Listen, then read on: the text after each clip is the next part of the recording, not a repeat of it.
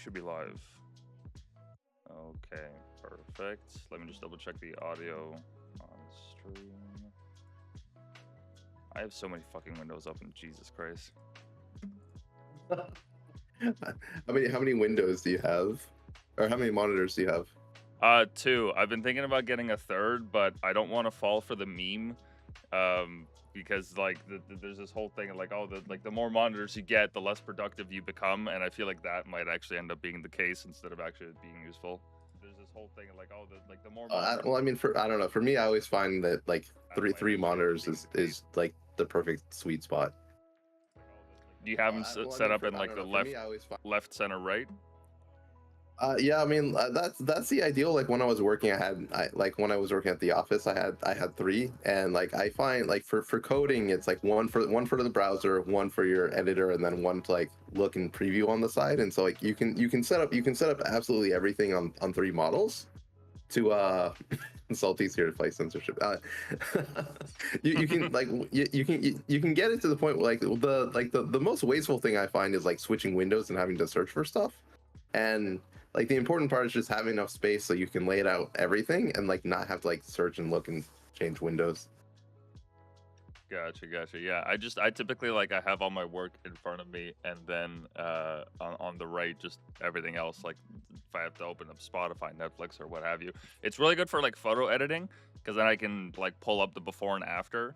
But besides that, I don't really have any use for it. I mean, during COVID, I had like a setup where I had a monitor, and then I think on a stack of like textbooks, a laptop on one side, then like another janky monitor on the other. So it was just a whole mishmash of screen sizes and shit, but made it work. Yeah, but Salty, you don't have chat up on. No, I do on the screen. It's you won't see it. It's not on the screen, but it's an OBS. You can add it as a doc. Oh. Okay, all right. Okay, so I was worried about like the YouTube video afterwards of like what the hell are like because sometimes streamers won't include chat in like the recording, and so yeah, Salty one monitor is greater than everything else. So that really depends on if you have a tiling window manager. If you have multiple virtual desktops, then one monitor can make it. If you center your there are no messages on stream. Oh no. Well, he just can't see. I think he means he can't see chat. I still have to figure that out, like getting a chat layout to appear on stream. There's a way to do it so that there's no like background color or anything like that. I just haven't gotten around to it. Oh, let's see. Yeah, it's not. Yeah, it looks. Yeah, it doesn't look like chat. So what I've been doing on that is you can go to pop out chat. You can hit the 3 dots, and then hit pop out chat, and then and then just throw that in there. So that's what I've been doing on stream, just to include it in there, because like one of the other things is like have you like I've been running into problems with filtering on chat, where on X people's chat will get filtered. Like if you say a naughty word or something like that, it'll just like throw out the comment, and it doesn't give people any feedback that the comment was thrown out. So I put it on stream as like a sanity check for people to see if their messages are actually going through. Oh, so like it by filter you mean like there's literally no indication of whether it was like a swear word or whatever the hell, and it just erases the message from the ether. Yeah, it just erases the message from the ether. So like what happens is like I think Ness was saying like, oh, yum, like it was like eating, and it was like, oh, yummy food, it goes to my bum, like very like very like, you know, just a very like simple, or what I think actually that wasn't Ness, it was 2D, but anyways, it was like a very very just like vanilla, like this is not like this is not offensive at all, and like even very simple stuff like that just gets completely like vaporized, and what happens is like it'll show up in your chat like you said it, but it won't show up to other people's chat. So it's just a really bad system that gaslights everyone, because it gives you like absolutely no feedback as stuff is coming through. Gotcha. Yeah, no, that definitely sounds frustrating as all hell. I mean, if streamers need anything, it's feedback from their audience and ability to gauge that. And if like I get it if it's censored, but at least like let me know so I can like unhide it and see it for myself, and not show it up on stream or something if it is really bad. Yeah, and like what's been happening is like I put the chat up on the screen so that people can see like 10 seconds later if it went through or not. And then if it doesn't go through, what's really weird is you can go to the comment in your own chat history and then like reply to it, and it'll show the censored content. Oh, interesting. That's a workaround. Yeah. So let's see, Salty. Let's see, messages just appear, just not appear. I tried to compliment Kion a couple of times and it just didn't come through. And then Salty said question. So Salty's talking and just wondering if like chat's coming through at all. Yeah, he's limit maxing. Yeah. Perfect. So the way that I came across your account initially was I saw you doing these Pokemon cards. And actually, I got it very early. I invested early. I'll have everyone know. I invested. Yeah. I invested very early. I'm in the I think mine was like number 15th or something. I don't fucking remember. Yeah, it's yours is super early on. You're gonna have to scroll a really long. Like I think the media tab is gonna give up before you can get to your card. Yeah, because it's not even part of the original thread anymore. Because there was that initial thread that you made about it, but regardless, when I saw you doing these, I just became really curious, and I was like, fuck it, why not? Like I love seeing like little anons and like moots and whatnot make little things. Like Jiven was like the first one that I encountered that was really kind of like min-maxing these what's it called? These little trinkets, as he called them. Do you remember like the little websites that he set up? Let's see. I know he has like Auraized and I know he's got a bunch of tools. I've used some of his tools, but I'm not entirely sure what he means by trinkets. Like, well, that's the term that he used for them when I interviewed him, anyways. And he basically told me that when he made them initially around the time he was in SF, his plans for a project had fallen through. And the guy that he came with that was on a visa, his expired, so he left. So he was just kind of left in SF, not knowing anyone, living in like an Airbnb, no income to his name, and he's like, "Fuck, I gotta make something happen." And then that's when all this like aura stuff like blew up, and he memed it into reality. Like it wasn't really as part of like the the X zeitgeist, if you will.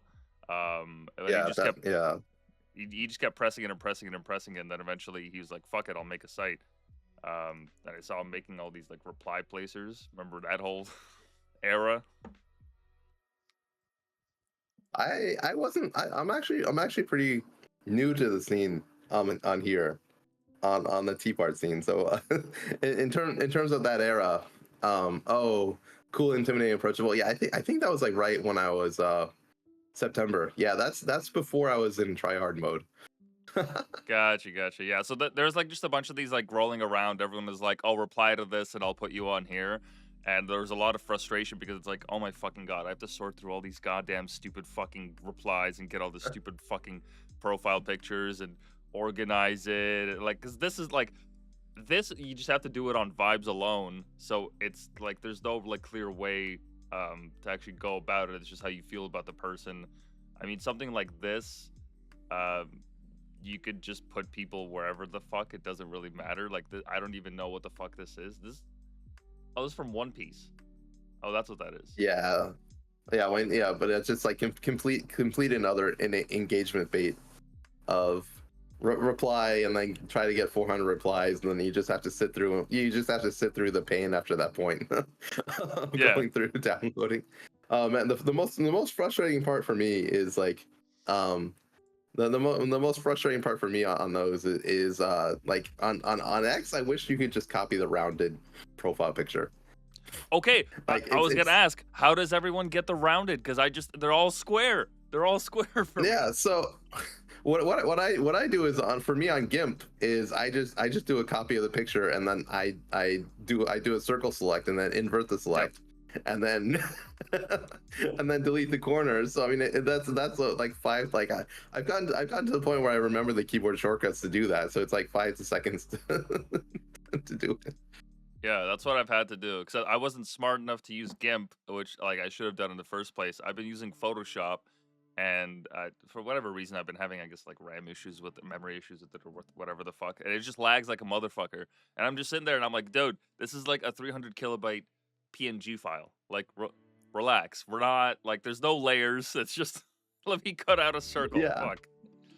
Yeah, I mean, yeah. For Photoshop, definitely seems like overkill for something like that. Like it's just a heavy application where it's like if you're doing like complete, if you're really doing professional editing, it makes sense. But yeah, otherwise for small editing, GIMP is really fast and easy, and it kind of works. And I think another tool is like people are using FrogForge now, and that's Yes. something that I need to get on. FrogForge is real. I'm still trying to get oh wait, no, that's not the right one.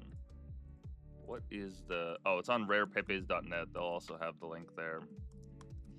I actually have Katsuragi that's gonna come on hopefully within the next couple of weeks. And I'm very excited for that because what they've built with the Forge and everything is, I mean, Jesus Christ. Look, I love Dingboard as much as the other guy. I love it. But there's not enough like tools and customization. It's still flawless for like making memes and whatnot, but I mean, come on. You can't beat the Forge. Yeah, well, I mean, I'm gonna admit to being a normie. I haven't tried, and also Salty Sing Frog is a lot better than Ding. I haven't tried either of them yet because I mean the problem for me is like GIMP just works so well for what it is. Mm-hmm. And I haven't really had a chance to come through and start messing around with these. And if it saves, I mean, especially if it's already in the browser, it would save me time of like copying stuff out, downloading the image, and putting it over. But still, I mean, just I don't know. I've been using GIMP for several years now, and it's like just built-in muscle memory at this point. Yeah, fair enough. But for the Yeah, Pokemon cards there, what was the what made you want to do something like that in the first place? Okay, so what happened with the Pokemon cards was it was kind of weird. Like, I have, let's see, the original, let's see, the original. It'll be faster if I bring up my Excalidraw and I can link it to you in chat. Because it's a few. I think it was back in like September, or it was a few months ago. So it's gonna be really hard to go get into media, from there.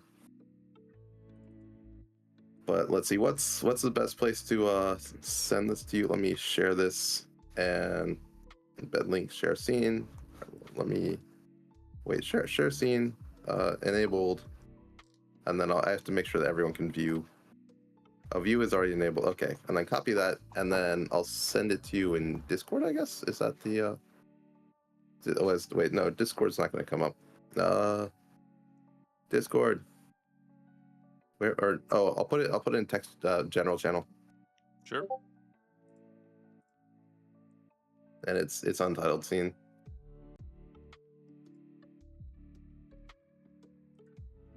And okay, so you okay, you're there now. Mm-hmm. And so okay, so the original thing for me is like I just got sucked into Teapot around like October or like November last year. Was like when I really started to get really more like I've had a Twitter account for like the last 7 years, and like it was like around like once Elon Musk kind of bought it that stuff started kind of picking up again, and so I started getting sucked into Teapot, and then all of a sudden like Vic I can never remember his first name, but Eider started drawing me, like following me. Tuna started following me, Ailey started following me, Kion started following me, and then like Javen started following me. I was like, man, whoa, what are all these high bees in Teapot following me for? Like, like I'm just a complete nobody with like 700 followers or whatever. Like it was like I was just like really surprised. So I made this quick meme of like, oh man, is this the royal flush of Teapot? Have I done it, guys? Like, like is this making it? I made that, and then like other people are like, oh man, you should make a game out of this. And I was like, well, I was thinking of like, oh, if it's a game, I'm not gonna have enough like poker playing cards, Mm-hmm. to actually make it. And so I kind of from there I kind of switched and transitioned of like after that sloth. I can never remember. It's like the sloth, like tacky or Tauki or whatever, the sloth. Yeah. Um uh One, and so I was like, I kind of made the connection. Okay, sloth, that's like a Pokemon. If I make the card, would this be a good Pokemon card? So I made Tauki as like the first card as a proof of concept. Yeah, Tauki as the first one. And this one was done in GIMP, just completely like freehand to try to get it out there. This was the first kind of prototype one. And then after that I made one for Tuna, because Tuna said, Tuna was number two because Tuna was like, oh man, Kion, your account's really great, but you should do less cringe. I was like, oh, if you want less cringe, let me give you more cringe. So I made him the second card, and that's that. Then from there, I was like, well, I have the other five like high cards that I made. Might as well make them into Pokemon cards, and then from there, like other people are like, oh, me too. That's interesting. This is fun, and people kept asking, and that kind of snowballed into um into the other ones. Gotcha. Yeah, Uncle Tuna. That's funny that he said less. You gotta show less cringe. Man. Let's see. I don't know. I shortened my name now, so my name is just Kion now. But but before, up until about 2 weeks ago, my username was Kion Serving Fresh Cringe, and that's kind of part about like what my backstory lore is that I run a shop where I'm a wagey. I'm a wagey. I'm a McWagey at a Mc job, nowhere job. And then we serve shitty cringe is like the shop that I run, and that's kind of like my back lore, for my character. And so, yeah, I'm all about serving cringe. So if you tell me to serve less cringe, I'm gonna double it and give it to the next person. Supersize it, yeah. Yeah. You should for your stream, you should create like a whole layout of like I said, like other McDonald's. Basically, you could just do that whole thing with the signage, and you could even have like the followers and the people that interact with chat like as the employees or the customers. You can like separate them, like the subscribers, they get to work. I'm thinking like of all the like thematic pieces you could implement on the stream. Like there's actually a lot that you could do with that idea. Yeah, and I really want to get into like somehow merge it with like X mechanics. So like people kind of joke around, and they'll be like, "Hey, give me a trap burger," or they'll say something stupid like that, and then what I'll do from there is like I'll go to their account, and then I'll just start like love bombing it on stream. I'm like, I can't give you a trap burger, but what I can do is I can go to your account, and I can like 50 posts for you. That's what I can do. So I mean, I really want to get to the point of like or people ask, like I'll go to their timeline. I'll try to find like a tweet that I like, and I'll repost it, and then try to repost it to like get them more traction. So I really yeah, there's a lot. And then like I really want to do other stuff of like if people like tweet something at me on stream, that I can like read it on like come up. So I mean there's so many possibilities of yeah, there's so many possibilities for streaming, and Salty said it exactly. And Nate wants to bring back wine, so we're not getting a better streaming experience. Yeah, I am so unironically salty about that, because I think that X has a huge opportunity for streaming on their hands, and you know, maybe in the larger picture that like shorthand video is going to bring them more revenue. So I can't speak to that one way or the other, but yeah, it just seems like with Elon like streaming Diablo 4 and stuff on there, and then all the employees are like, oh, let's do wine. It's pun halfway intended. It's just really frustrating to see streaming in the state it is, when it could be so much better. And I keep making the joke of like, hey X, if you need a stream project manager or project owner, call me, baby. Yeah, no, I'm in all agreement with you there, because my brain has been gigafried by short form content. I try my best to like stay away from it, but it is really fucking hard. Like I had to stop using Instagram altogether even though like all my friends like, man, I would be watching some of the stuff and I laugh harder than I would I mean watching like any movie or like joking around with friends. Just like the way that some people capture like the mimetic power of just, I don't know, a phrase, a sound, what have you, that just like gets me crying with tears, just like absolutely laughing to my fucking ribs hurt. But it is so bad for you as like content. It's just slop after slop after slop. But occasionally you'll find something good, but realistically the Yeah, algo well, is like, it's yeah, just well, invading. and then it's just addicting. I mean, like when you go to YouTube and like you first thing it sees on the short, and like it's very commitment free of like, do I want to watch something for 30 seconds or do I want to watch something for 30 minutes? And so it's very easy to just say, oh, that's interesting. And then like you hit on a short, and then like it scrolls to the next one, then it scrolls to the next one, and then all of a sudden, before you know it, it's like 2 hours have gone by. And like you're like, what just happened to me? Like Yeah, and then you just feel like but shit because you're like, I haven't learned anything.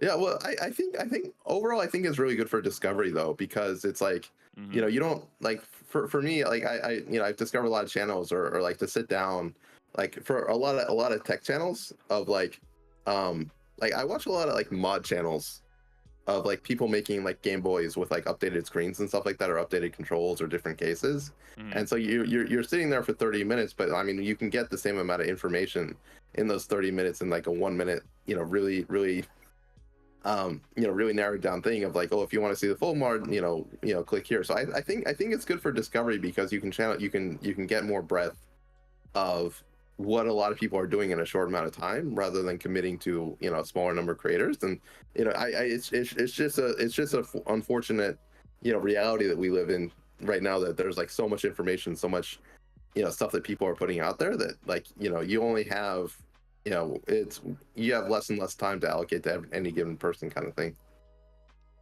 Yeah, and when it's eye-catching and grabby, I mean, it's so hard to avoid and to not keep coming back to. Like X Reels, they're all right. The algo could use like a lot of work, but I honestly hope it doesn't. I hope it stays like, shit like this, because I don't like that kind of form of content. Yeah, I don't want it to explode.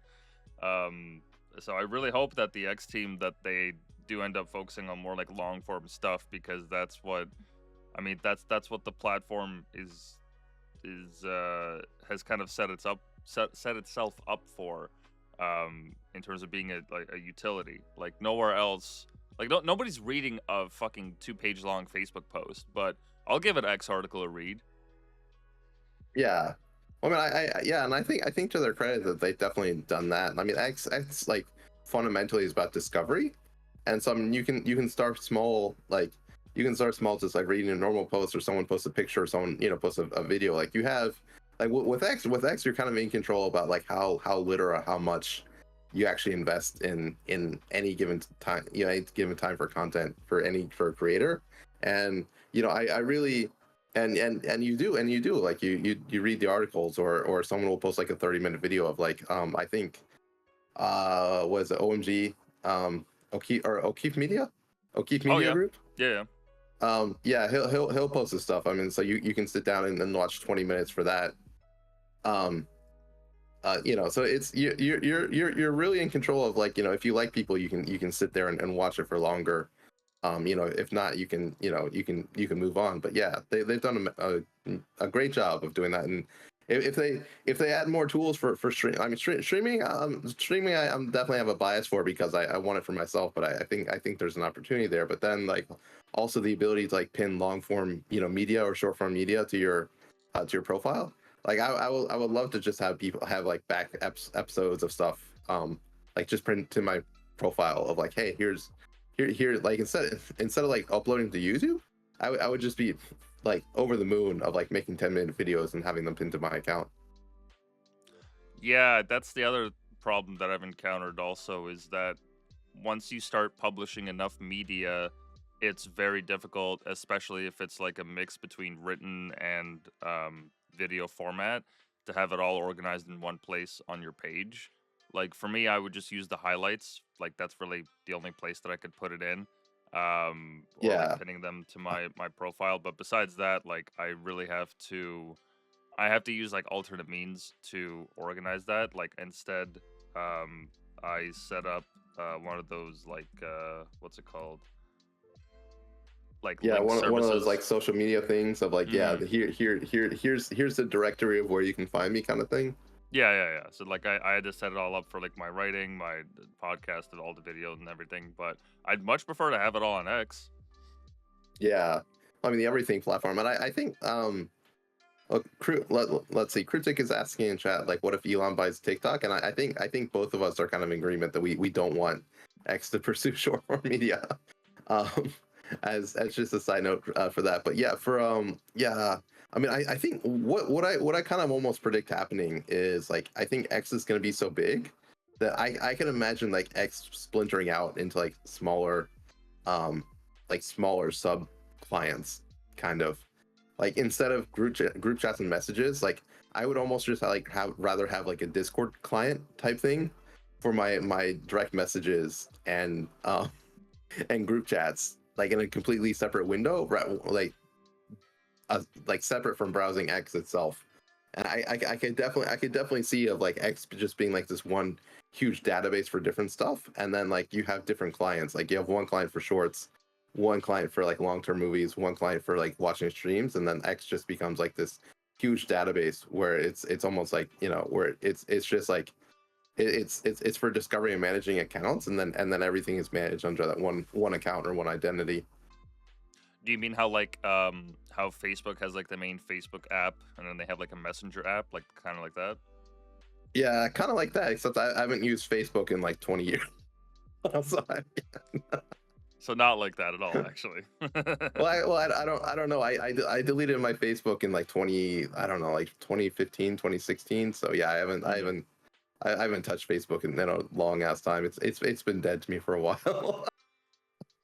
Yeah, I really only find it's useful these days for like Facebook Marketplace. You can get a lot of really neat stuff that you can buy there. I mean, there's plenty of like other websites and platforms you can use also, but I find I like it there. Because the verification, like it helps, especially now since Facebook requires you to like take a photo of ID when you're signing up. So the person that you're talking to, especially if they're verified, you're like, okay, they're actually legit. They're not gonna fuck me over, or you hope so, anyways. Well, yeah, when you can at least know that they're a real person and not like, you know, they might screw you over, but at least if they ask you to like meet, you can kind of be sure that they're gonna be waiting there. Exactly. Yeah. I hope like X doesn't incorporate stuff like that eventually to its platform, because I find that can get like really dicey. Like on the on the weird scammy side of Twitter, I've seen it in like some of the big streamers like Modded Quad, the guy that got the Neuralink installed there. He actually did this is fucking incredible. He did a stream, a subathon for 72 hours basically. Um, I don't know if he streamed himself sleeping in that time like Twitch streamers do. But he wanted to like essentially limit test the implant that he has in his head there, because it has like a certain amount of battery time, obviously. And as he was streaming, there were just all these ads for like crypto that were like popping up in the chat. Everyone like spamming all this shit. So I'm very wary with like connecting commerce to a platform like Twitter, because you know there's gonna be a huge spam filter that they got to work through for that. I mean, they haven't even figured out bots, to the best of my Yeah. knowledge yet. So I'm very concerned with that, because I had a real issue with bot accounts like up until 6 months ago, like where they were really limiting my reach. Of like following you and then not interacting with your content. So like anything you put out just like dies immediately, kind of thing. Yeah, I took Yeah. I took a day. Like, let me see if I can pull up my analytics. There's a single day that Oh, where you just dropped like 200 where you just dropped like 200 people. oh yeah, I dropped Oh, look at that. Oh 443. my God. Yeah. 400. My God. Yeah, it took me a That's while. crazy. It took me a while. Thankfully, at my day job, I had access to Twitter, so I was able to just do it at work. Um, But yeah, it took me a minute. I was like, man, there should be a tool for this. There was one, to be fair. There's a guy that posted a tool. He made it. You could buy it, but I'm a cheap fuck, so I didn't want to pay for it. Yeah. And also, I didn't know how accurate it was. Like, I'm like, okay, well, what's your algo? Like, I don't. How does that work? Like, how do you Yeah. actually select between the bots? Do I have to go in and clean it up? Well, why the fuck would I do that and then pay you as well? Like, Oh, and then it just kind of depends on how many followers you have. If if you have like 1,000 followers or whatever, you can just go through and sift through it. I guess it's not. I mean, if you have like 3,000 or 4,000, then it's a huge pain in the ass to do. But I mean, like a thousand, I've gone through my followers several times before kind of hitting higher numbers, I guess. yeah, I'm just curious as to like how they're gonna go about scraping that, because it certainly is not the 5% that Musk was told initially when he was buying the platform. Um, I don't know what that looks like, but I still get like plenty of notifications regarding like porn bots and whatnot. Oh Um, yeah, I mean, like as soon as you make a post, it's like 2 seconds later, Brittany likes this or Brenda likes that. Like it's like instantaneous likes on just like random stuff. It's pretty bad. I don't. Yeah, but the thing about that though is like as far as those bots go, I haven't had too much problem just beyond like random likes on posts. I haven't had too much issue in terms of actually getting DMs or like posts on my stuff as of yet. It's more right now. It's more like the crypto side of things that I'm kind of scared of, I guess. yeah, I mean, I've had them like a bunch of my posts before. But what was the oh, I just had a thought, it escaped me. Um, the crypto stuff, I've seen it, but isn't it just more like people like dropping wallets in the replies? Is that how that works? Because I haven't All gotten right, too much let's of see. that stuff. Let's see. The thing that kind of set off alarm bells for me was like I got a DM from someone with like 20K followers or something like that, Hmm. and I looked and it was like when people started DM with just hi, like you're in for some ugly some stupid bullshit. Yeah. So like they start with hi, I'm like, and they had like a 20K followers or whatever. So I looked at the account, and the account was like a bunch of like really like weird trippy like AI generated art and stuff like that, and I was like, why, how like like more like alarm bells or whatever. And it was like, oh, do you want to grow your account and like monetize your account? And I'm like, I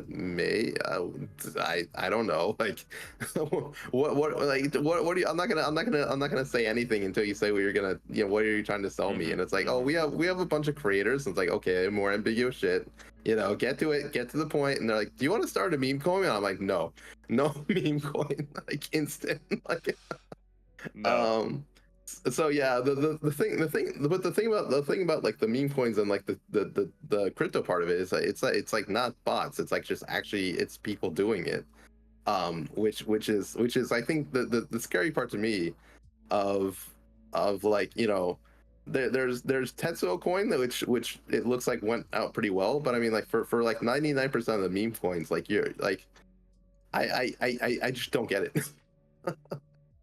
Well, oh, good. I got a pop up for my antivirus. That's good. I'm gonna close that Yeah, then. that's why yeah, Windows, man, dude, like I was on Windows for like the last like 2 to 3 months, and like even just browsing normal shit, like even just browsing normal shit like makes me paranoid. Like Discord was like Discord like shouldn't be able to like auto download files, but like this, yeah, um like Discord would be like set up my antivirus and shit like that. Gotcha, gotcha. But in terms of the crypto stuff that you mentioned, um, with the meme coins, so my understanding is that the whole, well, not the whole idea, but at least a good chunk of them are based on like just the pump and dump kind of scheme. They're just trying to ride the mimetic wave and try to get out of it essentially at the peak. Um, this guy right here, Well, and CopyZilla. Sorry, no, go ahead. Go ahead. yeah, yeah, and the peak being like the first 2 minutes of sale, pretty much. Oh, Like it's seconds. not. Yeah. yeah, seconds. Like it'll start like I yeah and yeah I watch Coffeezilla religiously. I love that guy. In the sense of like with a Haktua coin where they pre-sold all the coins ahead of time to quote unquote investors, and then as soon as they did the sales, the investors dumped 100% of it and just left people holding the bag.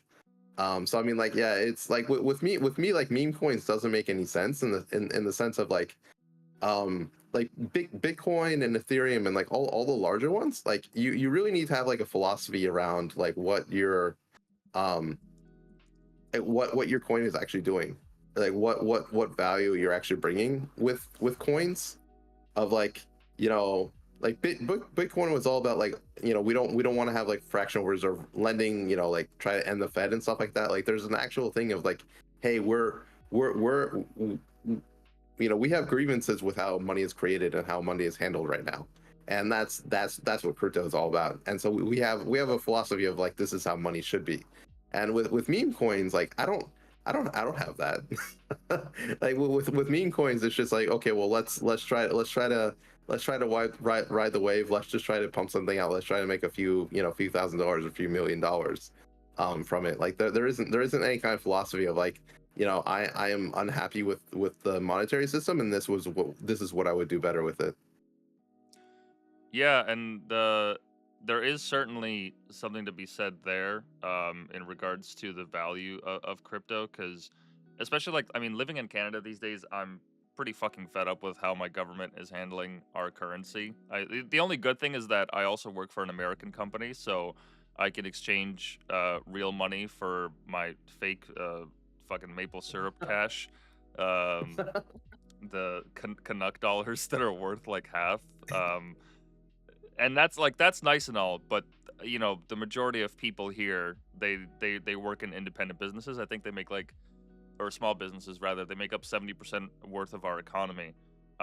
So not everyone is able to do that, and everyone's just kind of stuck paying $9 for a head of lettuce, which is fucking ridiculous. Yeah. So crypto would help alleviate that, but I think they've also tried to raise like the capital gains tax here in Canada. It's really wishy-washy with the way that they're doing it, especially since our government is technically on hold right now. It's a mess. Yeah. We're in a bit of a Yeah. tricky situation. Yeah, I mean, and Japan is also in a very similar situation like that. I mean, the value of the yen is like continuously like plummeting all the time, and so people are making the same amount of money in yen, but then everything else is like going up and getting more expensive because like it's losing value against the dollar, which is nice in terms of like exports, but then companies are making more in exports, but that isn't passed on to like everyone else in terms of how much they're making, and so everyone is kind of just like getting screwed over here because they're making the same amount of money, but then their money is like worth less and less every day. Mm. I've also always found it interesting with countries that have that exchange rate to the USD, where like you pay like 100 or like several hundred of your currency for like something small. I anytime like I've traveled, I've had to do like the conversion rate. I love it when it's like as close to 1 to 1 as possible. Like when I traveled to Russia to like meet family, the ruble, at least before like all the wars and everything, it was I think 30. When I went to visit, it was 1 USD was 30 rubles, and then several years later it went to 60, and I was like, holy shit, it fucking doubled in like a handful of years. That's a Yeah. problem. And now it's like, I mean, it's probably like at closer to like 90 or something like that. I'm guessing like if you're a native and you live there, the conversion rate is just like it's very easy to do since like you grew Yeah, up well, I with mean, it. yeah. Japan, like Japan, I have like two like metrics of conversion of like there I don't know if it's like relative or absolute, if that's like the right way to describe it, but in Japan it's like 100 yen like locally is like equivalent to what it feels like to have like $1. Like you put Mm. $1 in a vending machine, you buy a Coke. Like you put $1, you put 100 yen in a vending machine in Japan, you get a Coke kind of thing.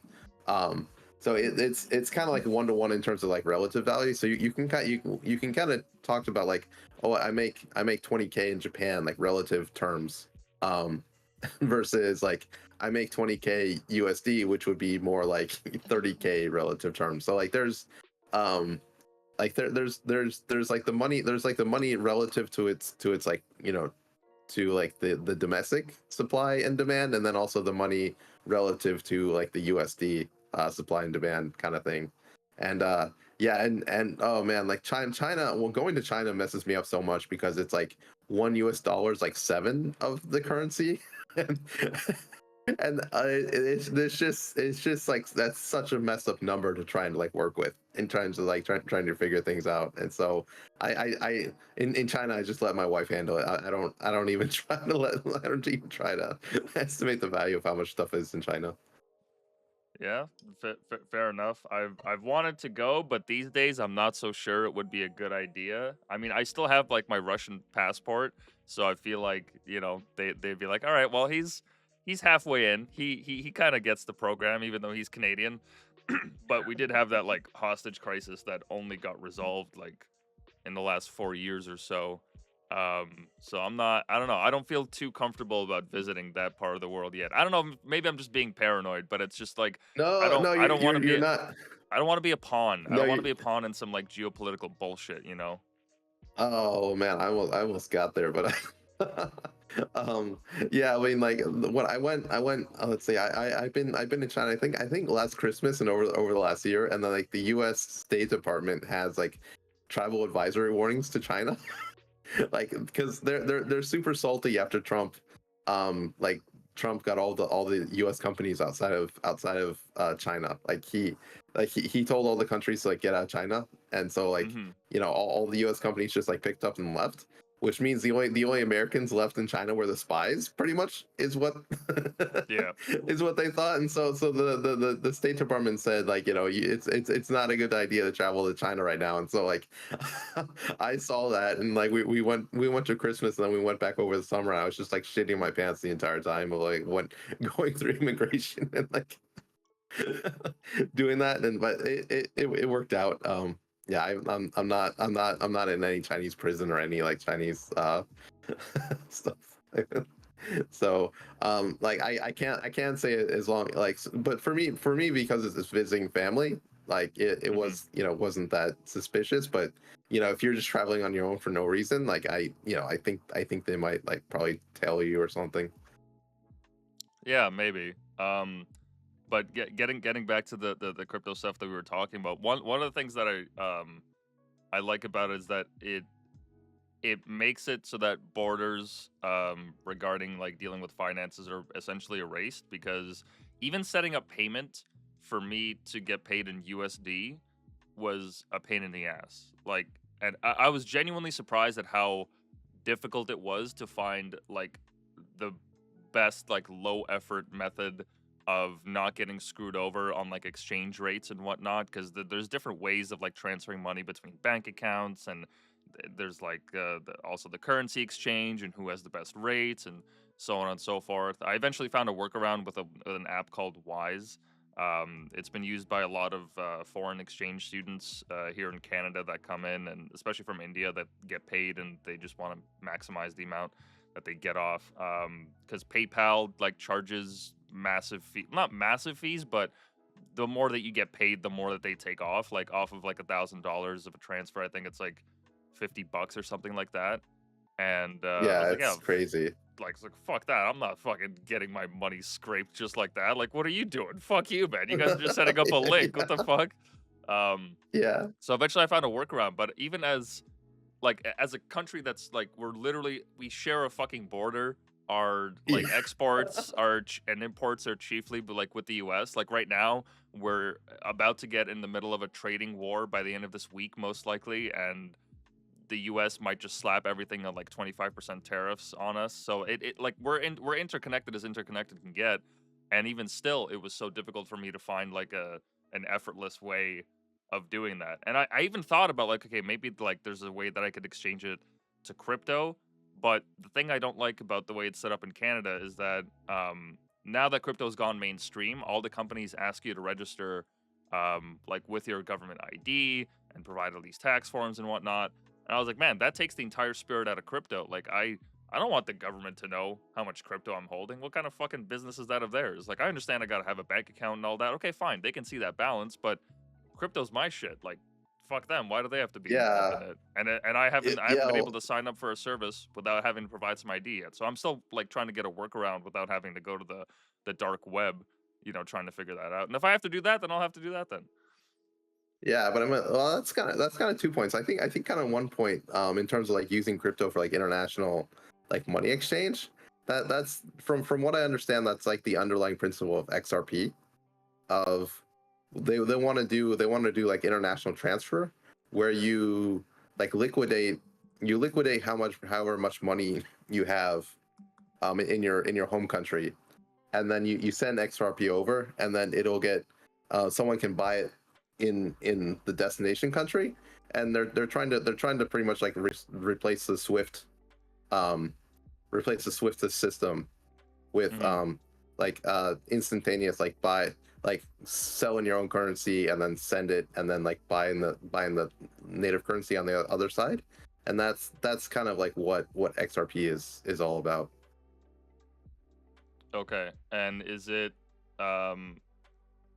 like, because I'm a newbie to crypto. I know very little about this stuff or how the things work. I get the general gist of it. And is it like, is XRP, I don't know if I'm looking at the right thing. Is it also like a coin? Like they have a coin of their own?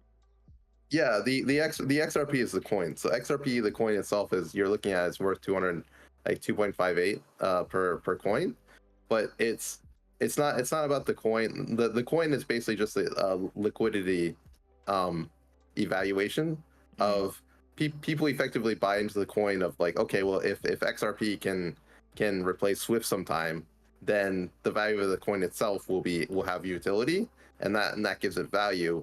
And then everyone's just kind of waiting to see if it actually gets adoption or not. But it's been it's been around for at least like several years, I think, and it's gone from like, I think, 20 cents from when I first started watching it to like now it's 2.58 in terms of people are looking at this like realistically as like, could it actually do it. And also not financial advice. Yeah. Not financial advice, but just to say that, there's this project, and people, and there's the project that's trying to address the exact problem that you described. Okay, I'll definitely keep an And eye on then that because I certainly do need to figure out a way to get into crypto without getting fucked over. yeah, and then like the other part of crypto that I think that like really this like that really nerd snipes me is the whole signing up with the government side of things. Like I get it, but then like what really pisses me off is like when you go to crypto and you like buy exchange, like you buy it from the exchange, and then like they just don't let you withdraw it to your own wallet. Like Or there's you know limits. Or there's limits on how much you can withdraw. or there's limits on how much you can withdraw. Like it's like the whole thing, like the thing that pisses me off most about crypto is like the whole thing is set up like a casino. Like, Mm-hmm. you know, I bought into the vision of like someday, like, like, oh, we're all just gonna use Bitcoin sometime, and like you're gonna have like your wallet at home, and then you're gonna put some into like you're gonna put some into your phone, and you can use some on your go, and you're gonna have everything stored at home. Like I bought into the vision of you're gonna own your own crypto, and that's gonna give you freedom. Like that's the aspect that I like and appreciate, the fact that everyone could have like their own cold storage kind of thing. And the way it ends up becoming is like it's just a casino. Like you put money into the casino, you buy coins on the assumption that eventually someday some of them might have value, but then you can never actually withdraw, you can never actually hold on to them. Like they make it insanely difficult to take your money out of the casino, which pisses me off to no end. Like if I could go to coin, like if I could just go buy it and then withdraw it, then that's fine. But it's like I've had so much problem like trying to like get in there and then get it out that it's like, fuck you guys. Like I'm so pissed off. Yeah, and it doesn't help that there's so much of like this scammy reputation that goes along with crypto. I mean, I was genuinely taken aback when I first started looking into this stuff, and I would scroll through Coinbase and look at all the coins, and I was like, what do you mean there's fucking 18,000 Billions of them, coins. yeah. Like, what do you mean? Like, someone could just start up a coin, and then like not even getting into pump.fun, like how they got all that shit going. Like, I see people mentioning like fart coin on Twitter Yeah, sometimes that are just like, what the like, that has no utility. That's just a meme. Like, I get it. You guys are like trying to tap into that kind of like jokey side of it, like kind of like I guess Dogecoin did, but at least like Dogecoin, like they sponsored a NASCAR. They also I think helped the Jamaican bobsled team get into the Olympics. yeah. Yeah, I mean, yeah. Like the thing about Dogecoin was like Dogecoin was like intentionally made to be shitty, in the sense of like so many coins would just come up. Like with Doge, like they made it so like so many coins would just be minted that like the coins themselves would be worthless, but you could but it would give someone else a way. It would give some people a way to start. Like of like, oh, you got 100 Doge, or oh, you got 1,000 Doge, or oh, you could give it to someone else. Oh, you could tip online and stuff like that. So I mean, Doge was really cool, like in like 10 years ago, like when it first came out, because it was built around the fact of like this coin is always going to be stupid fucking worthless. Let's just have fun with it. And so like it's a very genuine, it's a very fun coin. Yeah, and I mean, look here, like I totally forgot about this. Yeah, it was the Jamaican bobsled Yeah, team, which is a reference to the movie Cool Runnings. I don't know if you've seen it. yeah. I'm old as fuck, so yes, I've seen that movie. Yeah. Yeah. So like I love that idea. And you're right, it does lend an air of like legitimacy to it, that if you know the whole point, like they're not trying to build a project. They're not trying to like, I don't know, have some kind of enterprise. It's just like, look, this is a meme. Everyone involved knows it's a meme, and it's going to go to the moon so long as enough people buy into it, and let's just have some fun. And the fact that it's worth so Yeah. little, also like the barrier to entry is much lower than like Yes. trying to convince someone like, Yeah. oh, I got this like fork off the Solana chain. Like, no, no, no, no. I Yeah. want the Well, and silly then dog. Well, yeah, and then Dogecoin was also like, to the moon was like no one was ever serious about it. They'd be like Dogecoin to the moon, and it's like, hey guys, I'm cashing out and buying a Ferrari, and then people would have like a toy Ferrari of like like one of those like $5 like plastic like remote control ones and stuff Hmm. like that. Like it was never intended to be serious, and like it's about community building, and I really appreciate Doge for what it is in terms of like actually being able to hold your own coins, actually being able to do it in your wallet, actually being able to tip, and actually being able to use like Doge by itself to, hold it, send it to other people, give it to other people, and do something with it. Yeah, and I share your sentiment in terms of like one day making these transactions as stress free as possible. Because at least here in Canada, like the reason that I've been trying to get more into crypto is during the trucker protest that we had, the government just straight up froze people's bank accounts, and that set off all sorts of red flags for me in terms of how I trust my monetary system here. Because if the government can just do that at any time and I can't do shit about it, well, I got to figure out a way to bolster that. Like, I'm not making millions. I don't really have any like major assets to speak of, but even what little funds I have, like, I'd still like to not have that frozen just because I don't share the political beliefs of the institution, or of the political institution that's currently in power. Yeah, I want to I be mean, able yeah. to defend myself against that. Well, and I mean the trucker one was insane. Of like, hey, we just we like like literally just like we want human rights. Like we want the fundamental human right to be able to refuse a medical intervention. Like that's like literally in the Nuremberg codes of like one of the most fundamental human rights there is. And the government's like taking it out, shutting it down, and the extremist truckers of like like I watched the live streams of that, and it's just truckers sitting around like drinking maple syrup, like doing nothing. And then the government is like coming down, cracking down on it, and going crazy. Man, Justin Castro cannot leave fast enough. That guy is just such a tyrant. No, he absolutely is. And more to your point regarding the live streams, I actually had a I had a friend in Ottawa that went down there for a couple of weekends just to see what was going on. And from every like video that he showed me, like him being there on the ground, all the texts that he was sending me, and like all the people he was talking to, like didn't really run into any Nazi extremists.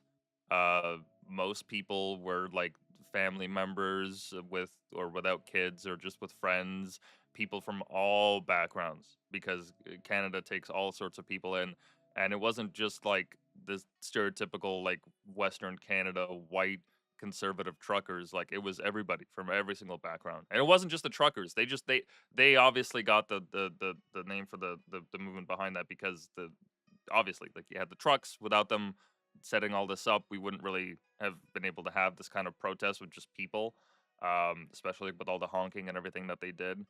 um but it wasn't just the truckers. It was just average everyday people that were getting tired of these fucking restrictions. And the thing is that it it's so it's sad how they got smeared so fast and so effectively by not only like sitting members of government but also like the mainstream media, um because a lot of these people, they had lost family members to this, whether like you know socially or like an actual like in reality that they had died and not just simply cut off ties.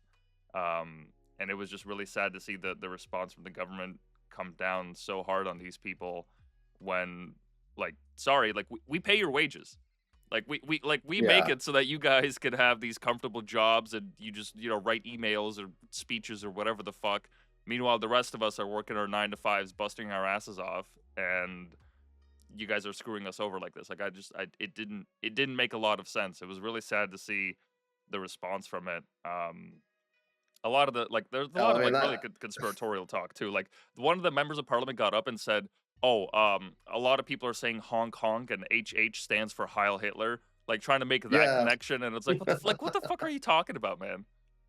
Yeah, well, I mean that's I mean that's not new though, but I mean like not Nazi has always just been a smear of like it's like it's like misinformation. If it was wrong, the government could just say it's wrong, but they're saying misinformation, which means they're not saying it's wrong. They're just saying that it's inconvenient, and like not Nazi has always just been a smear to like Alex Jones is a Nazi, Sargon of Akkad is a Nazi. I mean I've just seen I've seen the pejoratives and I've seen the labels just thrown out on like random on random people who are just inconvenient. And over the last 10-15 years, I mean ever since Trump coming into office, of like, oh, Trump, he's he's orange Hitler.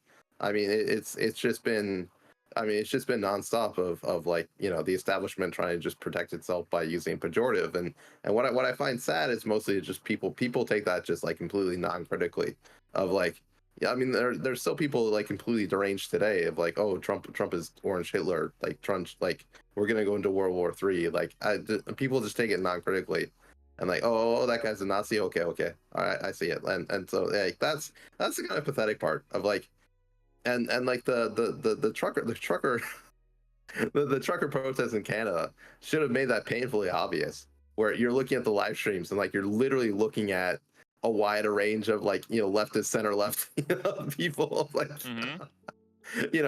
you're looking at like this very diverse crowd of people who obviously have relevant grievances, and they're being labeled Nazis on TV, and people are just like nodding and clapping like a seal like that. The whole thing is just like crazy to me. Like you just have to, you just like at some point, like like the whole clown world meme, like you just have like it's like so horrible and so ridiculous that you just have to find like humor in it and learn to laugh. Yeah, that's the kind of lesson that I've really have come to as well. The same conclusion in the last couple of years, because this was being in the nation like where this was happening, and having spent the majority of my life here, I never thought something like this could happen. Especially like I come from a Russian background, so I have an understanding. Even though I didn't live at the time, I'm fairly young. I didn't live around the time of the Soviet Union. I was born shortly after its collapse. It's still very integral to like my family history, and I learned a lot about it growing up. I never thought that such authoritarian streak would be possible in Canada, and it's still difficult to kind of comprehend just how invasive it is. I mean, like right now, we have laws on the books where in Canada, if you don't, in certain provinces, if you don't agree with the gender of the transition, the gender that your child wants to transition to, if you don't agree to it, there have been open court cases right now where parents are losing custody of their kids to the state because the state comes in and says, "Oh, well, you're not affirming their gender." And this is very, very harmful to their health and could potentially lead to suicide. So we're going to give custody to the other parent that actually agrees with us ideologically. And there have been quite a few of these cases. There's also there's a case in BC where some trans worker got like misgendered by their boss, and the Human Rights Tribunal had to step in, and they fined the small business owner. It was like a restaurant, not even like a major chain or anything like that, just an independent business. Oh, yeah, I think that was a bakery or something like that where they didn't want to bake a cake or something like that, or No, so that's oh, something that was different. okay. That was a different one. Okay, yeah. That case is even more fucked up because what happened with that was actually in the U.S. That was I forget the name of the bakery, but what happened was this gay couple was actually going around purposefully Yeah, to various like they were, bakeries in Colorado and looking for one to deny them. yeah, like they were shopping around like specifically to try and like start a lawsuit about it. Like that was, yeah. Hmm. Yeah, that was messed up. But I mean, what's kind of crazy about me, like with the trans like gender thing of like the gender affirming care part of it, is like the law, like laws are normally downstream of culture, of like, you know, like all like I like the transgender thing of it coming out has definitely been like a more Zoomer thing Hmm. of like I don't like it. I'm in my 30s, and I've never heard of that until like the last like 5 years, pretty much in my entire life. So, you know, it's a very new thing, and you would think that like if the kids were organically doing it, if the kids were organically doing it, like that's an entire generation of like 20 years of like those kids growing up like that and saying, no, I'm transgender, I want to do this, before they get into office and they actually do something about it.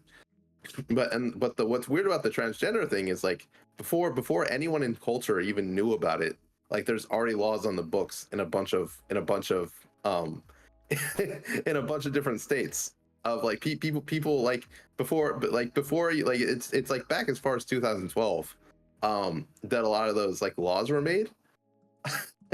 And it's pretty crazy, the fact of like um of just like why are these laws like exist on the book ahead of like people even knowing what these things are. It's crazy.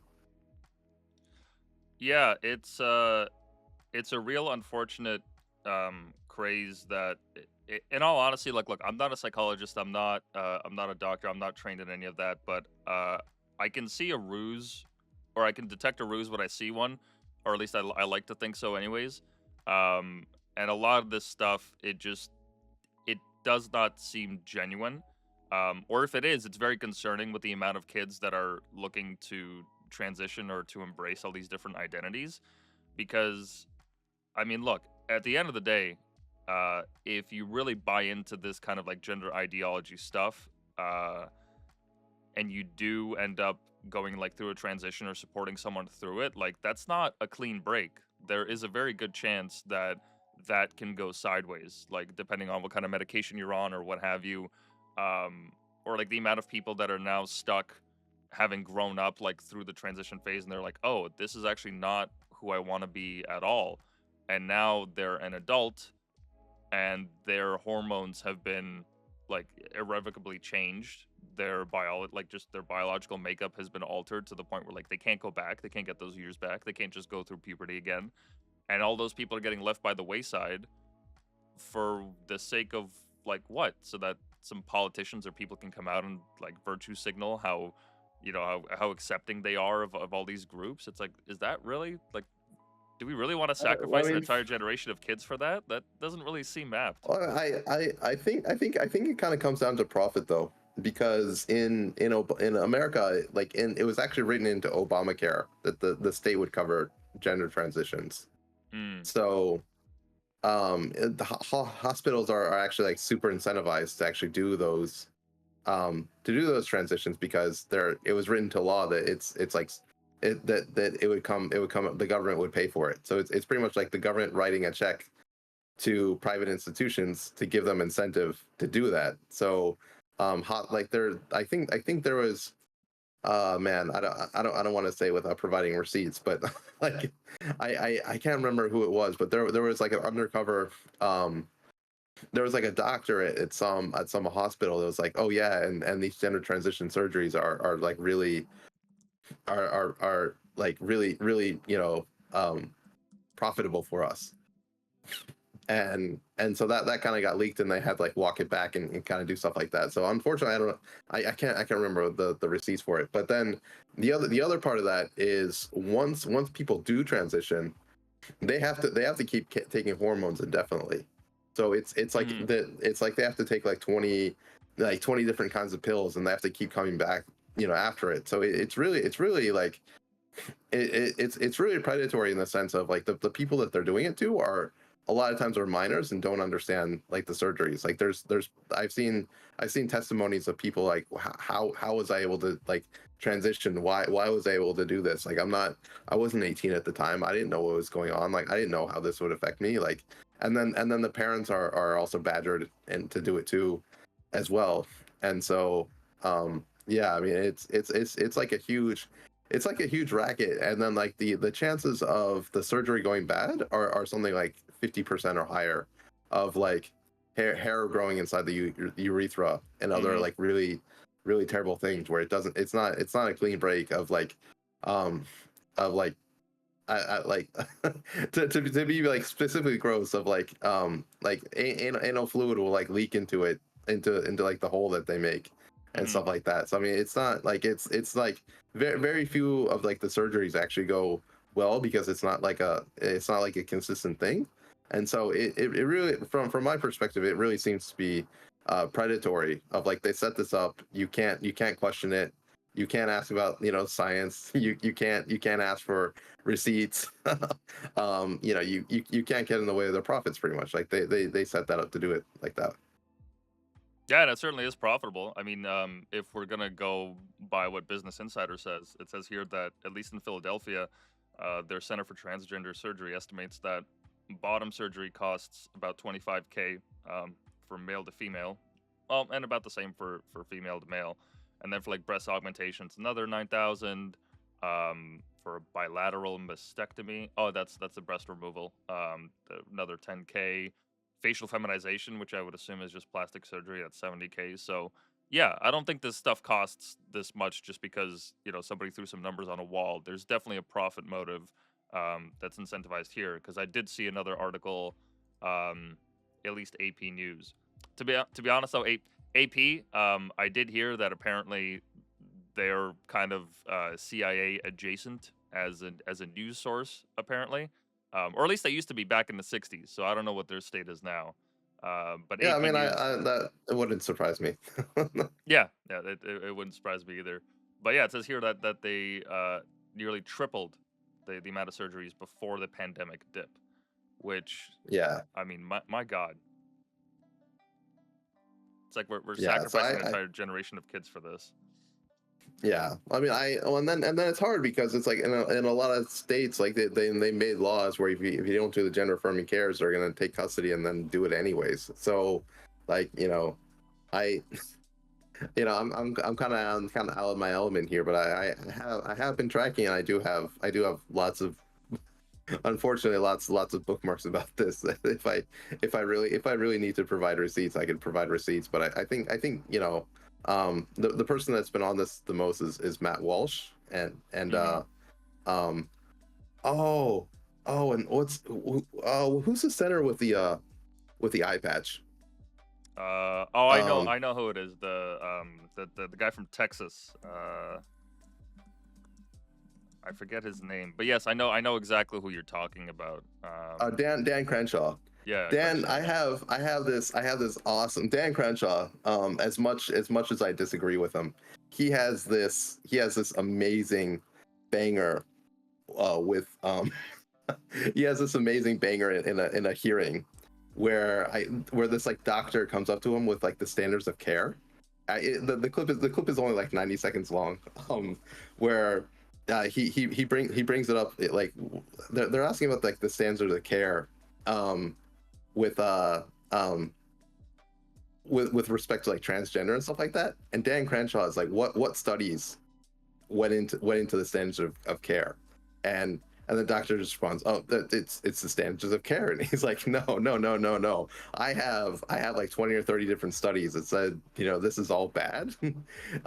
Name one study that you've done to support the standards of care." And then she just kind of like stares blankly, and he runs out of time with that. And like they just can't support it because it's like, what studies are actually going into it? And it's an amazing mic drop moment. So as much as I don't like different things that Dan Crenshaw does on some stuff, he really does have some bangers. Yeah, and the one frustrating point that I find about like anytime this topic is brought up is that it doesn't entirely fit into this idea, but it kind of, I think it halfway does. Like the idea that the culture war topics, they're, to me at least, like as I've been noticing, to a large part they are a distraction against, like, compared to things that actually do matter. But like this stuff also like does matter. Like you can't just raise an entire generation of kids thinking that this is like a foolproof, that you can easily just get off the hormone blockers or what have you. Like there's all these guarantees that they present all the people that are involved with all these procedures. But on the other hand, it's like, yeah, like you mentioned earlier, like 5-10 years ago, nobody was talking about this shit. I mean, the only exposure that we got to it was with Jim Carrey and Ace Ventura. Like that was the first time that I'd ever even like heard of what being trans was. I'd never really encountered it growing up. Didn't really have it as a topic of conversation. But now it's like the hot button issue. And I don't know, like, you can get conspiratorial with it and say like, oh, this is a psyop, this is done on purpose from the people upon high. Okay, sure, maybe there's some credence to that. But ultimately, I find a lot of these culture war issues, especially stuff that has to do with race, it's overplayed because it gets clicks and it gets views, and with the dying corporate media ecosystem, it's a very, very very easy hill for them to die on, just because they, I mean, how could you possibly argue against giving children life-saving care, or how could you possibly argue against standing against racism? Like it's very Oh difficult to make yeah, that kind of argument but I without mean like sounding like a bigot. yeah, but I mean that's also that's always kind of been like how that shit gets framed though. Of like after 9/11, there's the Patriot Act of like, Hmm. oh, you don't want to bomb Iraq? Are you not a patriot? Yeah. And then they take down Saddam Hussein, and then by the way, Saddam Hussein had nothing to do with any of what happened that day. It was someone else. They're in Afghanistan. Um, so I mean, it's always like you always have to like watch the framing in the sense of like, I'm not like from my perspective is like, I try to stay informed, and I do like even if I don't like actually read like the research papers, I at least like have them bookmarked. I know they're there. I try to keep up on it, and I try to form an opinion based on the best information I have available. Um, but the main thing that I noticed about a lot of these is like there's not a lot for genuine discussion. Like when you start asking questions, people come in, they start screaming, you can't do that. That's a sacred cow. You can't do that. You can't Hmm. you can't question that. Like you can't do that. You're such a bad person. Like kind of thing. And you just kind of have to watch for those cases where people come in and establish sacred cows. And it's like, okay, well, this cow is here, but who is milking that cow? Kind of thing is what you have to watch out for. And most of the time it's because there is a profit oriented for it, profit orientation for it. And then you just have to look for, okay, where's the profit, and who benefits from not being able to question this. No, absolutely. And like I for one, I saw this happen in real time when I was in university. I The program that I was attending, it was in the social sciences. So naturally I saw, you know, all the blue-haired people in my class and the way that they talked about all these various topics. I was like really in the thick of it, and I do remember like bringing this up to a discussion. We had this TA who was doing a presentation um, as like the last class of the semester, and she came out to the class, and everyone like started applauding her, and I just kind of sat there and I was like, "Well, I don't fucking care." Like, Yeah. no, but like, but isn't that like what we're supposed to work towards, so that we're all just equal, so that when you come out, everyone's like, okay, well, cool. Like, we don't really give a shit. It's fucking, you know, it's the current year. We don't really care what kind of gender you are, or whatever like we're all we accept you as long as you're not trying to fucking, you know, trans the kids. Like we don't really give a shit as long as you're not like Yeah, fucking well, I mean, and around. that's yeah, well, I mean that's what I kind of love, to the point of like the current like internet generation of like Twitter and like X and like Discord and stuff like that. Like you like I have a lot of friends on the internet, and I have absolutely no idea who they are. Like, because they're just a profile picture.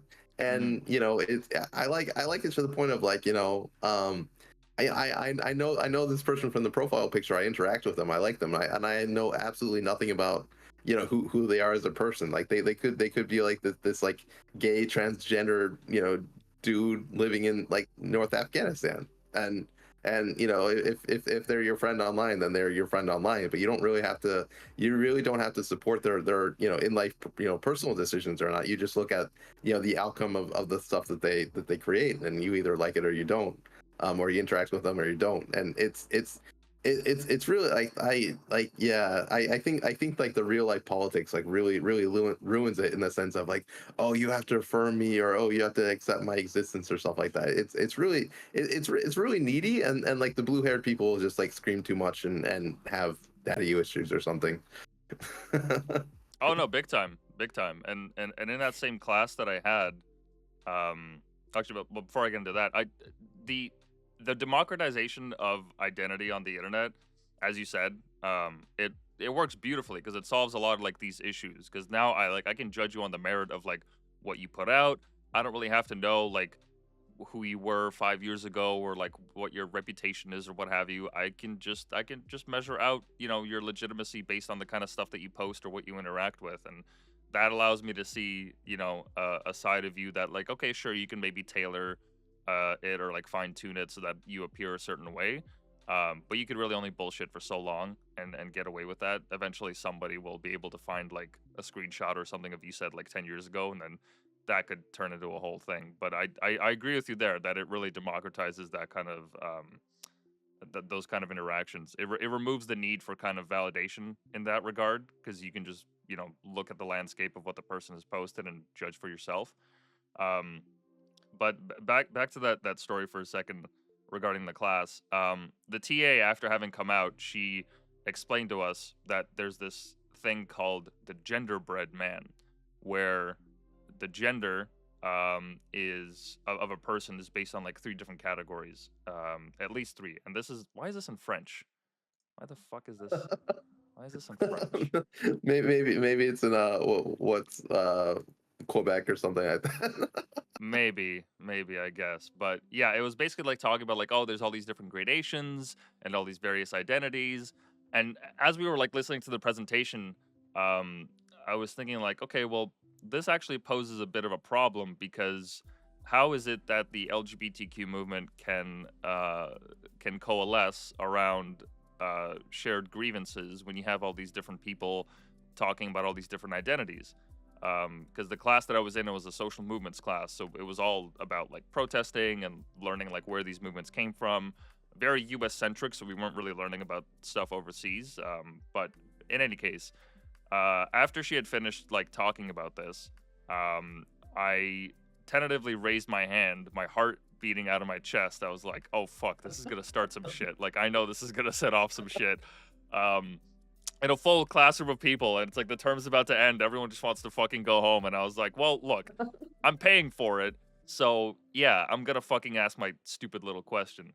And I basically asked her something along the lines of like, okay, well, this is nice and all, right? That's great that, you know, these identities exist and so on and so forth, but like what happens to the LGBTQ movement in terms of its ability to like help pass laws or influence the way that the culture is going. Like, what happens when you have all this diaspora of people that all want different things based on their own different identities?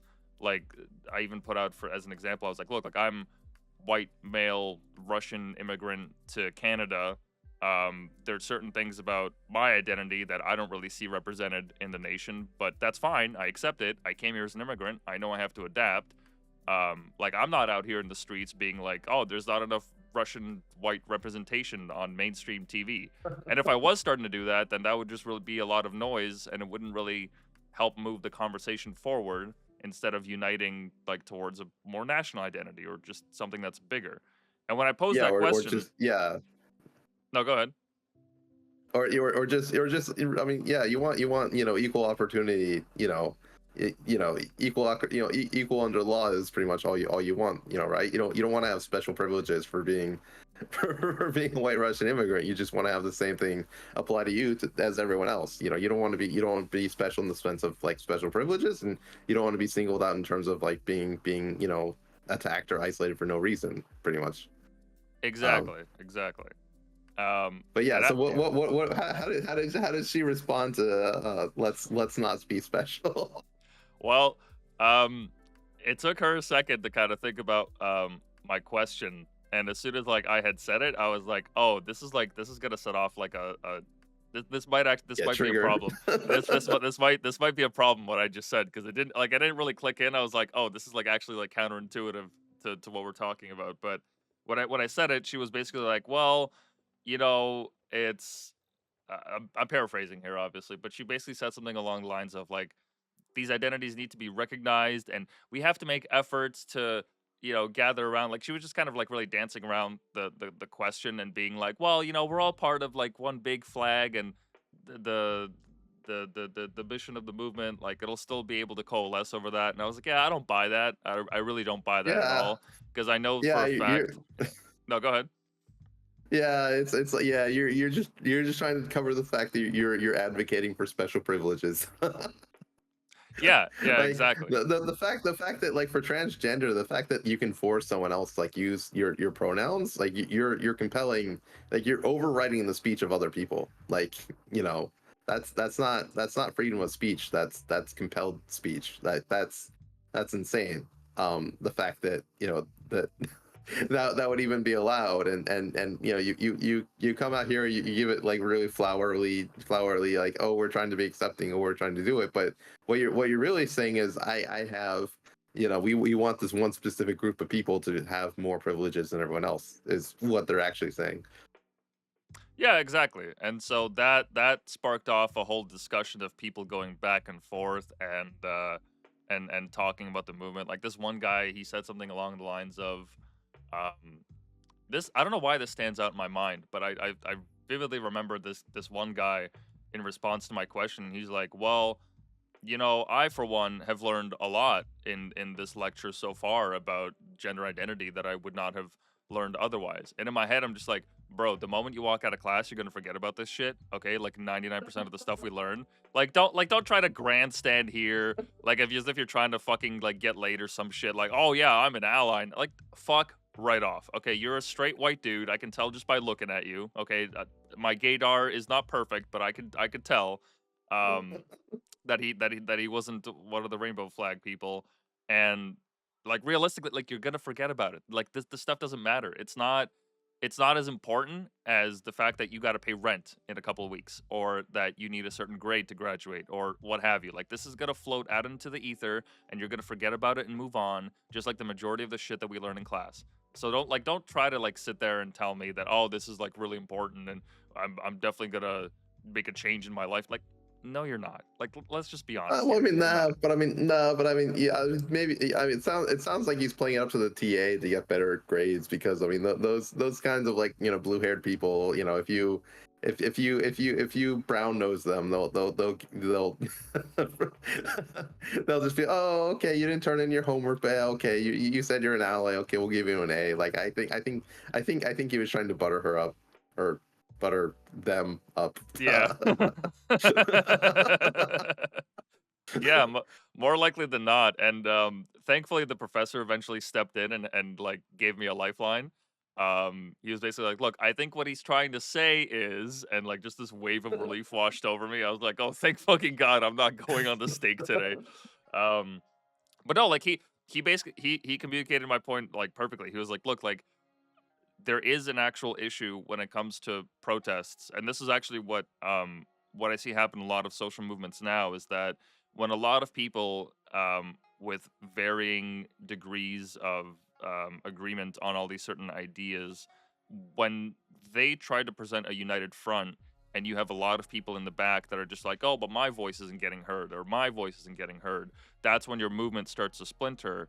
And that's exactly what happened with the Occupy movement in 2008. That's exactly what has been happening with the Black Lives Matter movement. That's what's been happening with the environmentalist movement.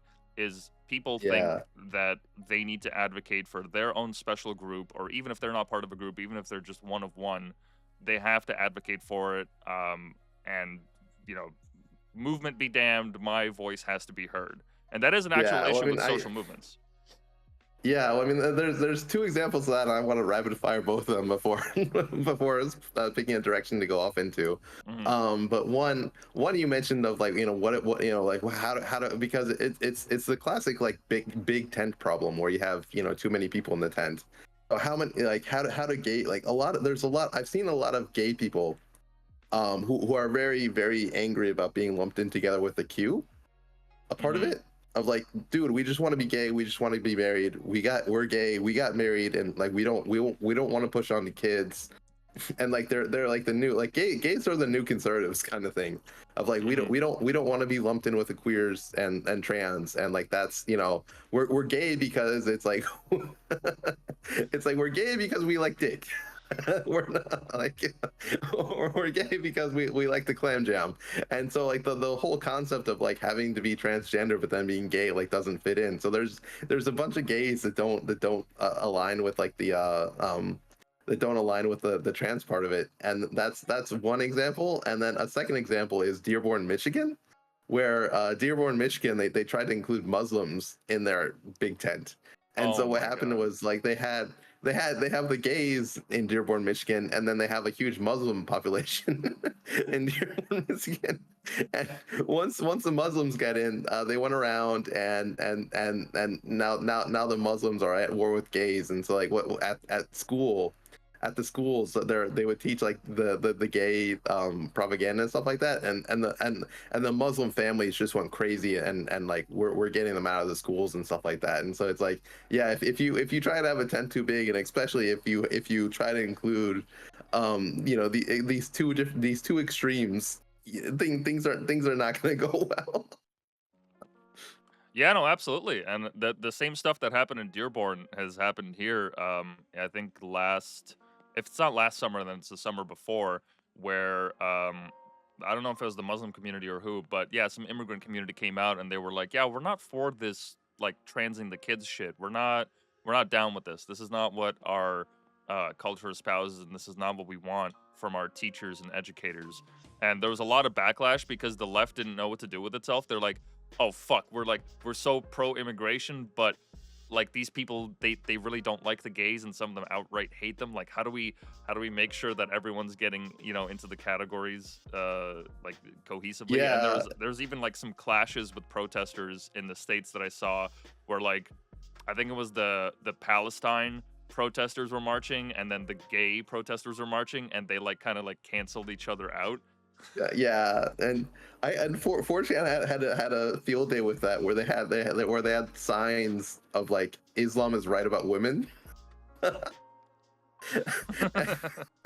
Just the slogan printed on a piece of paper, and then they would hang it up on light poles and stuff like that. And like I saw like they would like interview like college students of what do you think about this, like Islam is right about women, and the NPCs, their brain just broke because they cannot consolidate the fact that Islam is extremely far right. Like if you want to call something far right, I think it's fairly safe to call is Islam far right, and then have that contrast with the far left. Like it doesn't loop around. They are two extremes, and people could just not consolidate with their brains.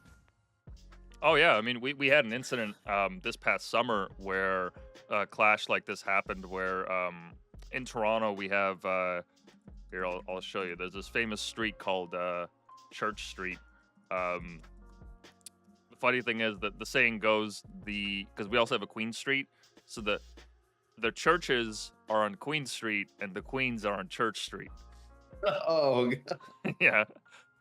But it is as gay and vibrant of a community as can get. I mean, if I go further down, it'll eventually, like you're gonna start to see like flags. Like this street is. Oh, there's a oh yeah, crosswalk the right there. crosswalk. Yeah, Yeah, yeah. You got the yep. crosswalk. There's like all these flags waving around. So they have this huge parade that happens every year. They go down on Church. It's to the point where like I remember my buddy. He was working at a grocery store in the area once, and he saw a dude that was straight up just like naked because they do allow that in our parades here for some reason, on roller skates, and he was trying to make like a turn on a street, and he just completely ate shit, just fucking face down into the Oh pavement. my God. Yeah, it was it was Yeah, really bad. that's not a good idea. You might want to at least like wear a cup or something like that. I don't know how road rash works on your balls, but that cannot be fun.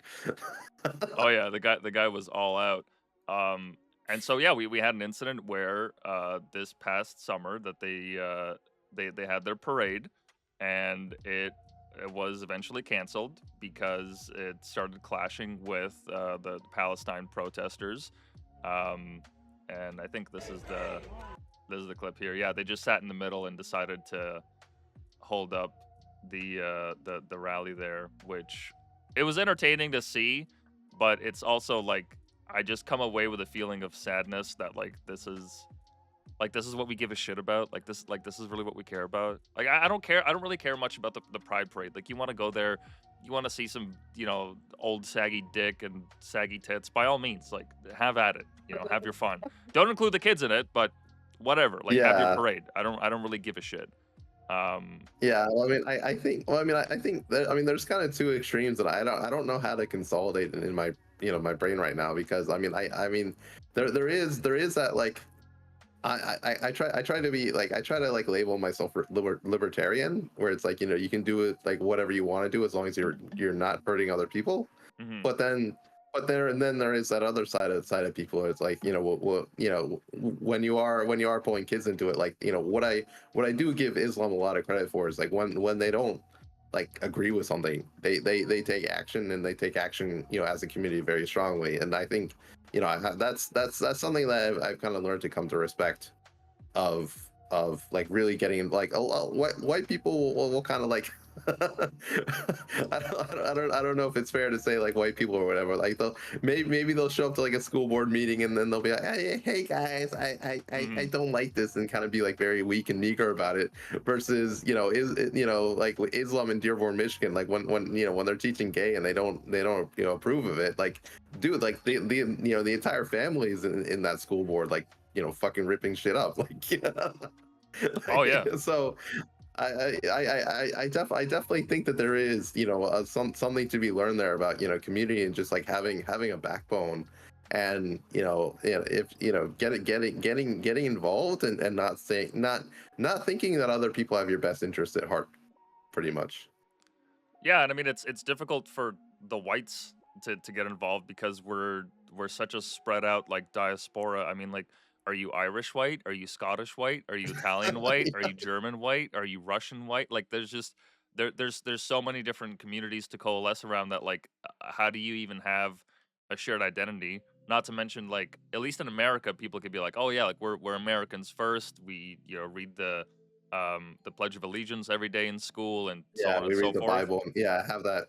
Yeah, have that like social cohesion to kind of coalesce around, because yeah, I do think that like there is like kind of like the racism aspect of it is like the race is kind of secondary, in that like if you're born like if you're like an Irish white, you're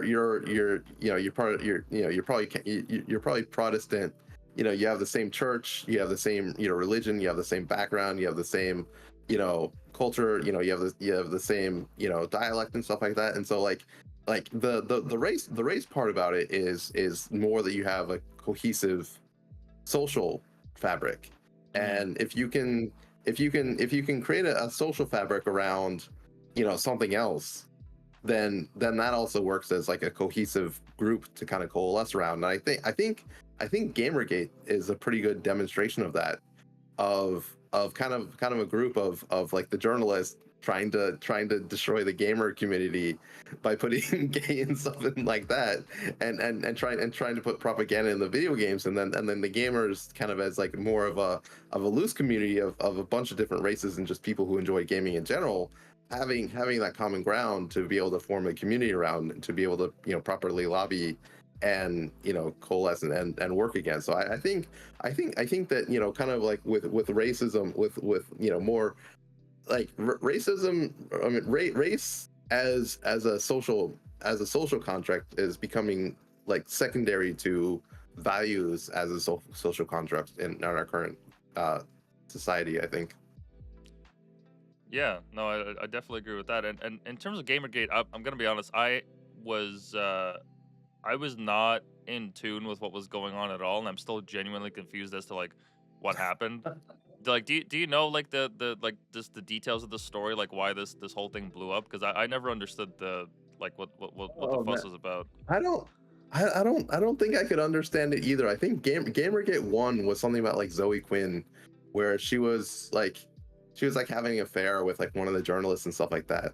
Yeah, 2014, 2015. Dude, I'm sorry guys, I'm old as fuck. um but yeah, I mean, so like, yeah, so I mean, like Zoe Quinn like came out and like I don't know, if like people were like mad about journal, like what happened is like IGN would come out with like ratings of a game that was like clearly terrible, and they gave it like Mm, 8 out of 10, 9 out of 10, even though it was terrible. And so people kind of got like, it was part of the story where people kind of realized that like, oh, journalists are colluding to give these people scores, and we thought it was a problem before, but now we have some actual now we have some actual evidence and some actual like understanding about it. And then they just kind of turn around and say like, oh well, gamers, you're just racist, bigots, homophobes or whatever like that. It was just it's hard to describe, because it's not really something that has like any um like any rational thought of like, it's just like deflecting and calling people names kind of thing. um but it did allow it has kind of like been like a huge culture thing, where even like as recent as Concord, that came out in 2024. um Concord was a game, yeah, Sweet Baby Inc and stuff like that. So I mean, like, yeah, um like Concord came out in 2024, and all the journalists kind of rallied to kind of give it a 10 out of 10. Oh, this is the next amazing thing, like trying to gaslight people. But then like absolutely zero people played it, because it's a terrible game focused on identity politics. And so I think the Gamergate, kind of started in 2014, is kind of like it's kind of like the establishment media against like actual people kind of thing, is how is how I would frame it. But it's just a kind of a shit show in terms of like the way people frame it, and what's actually going on. I don't think I did it justice in describing it, just because it is just a clunky mess.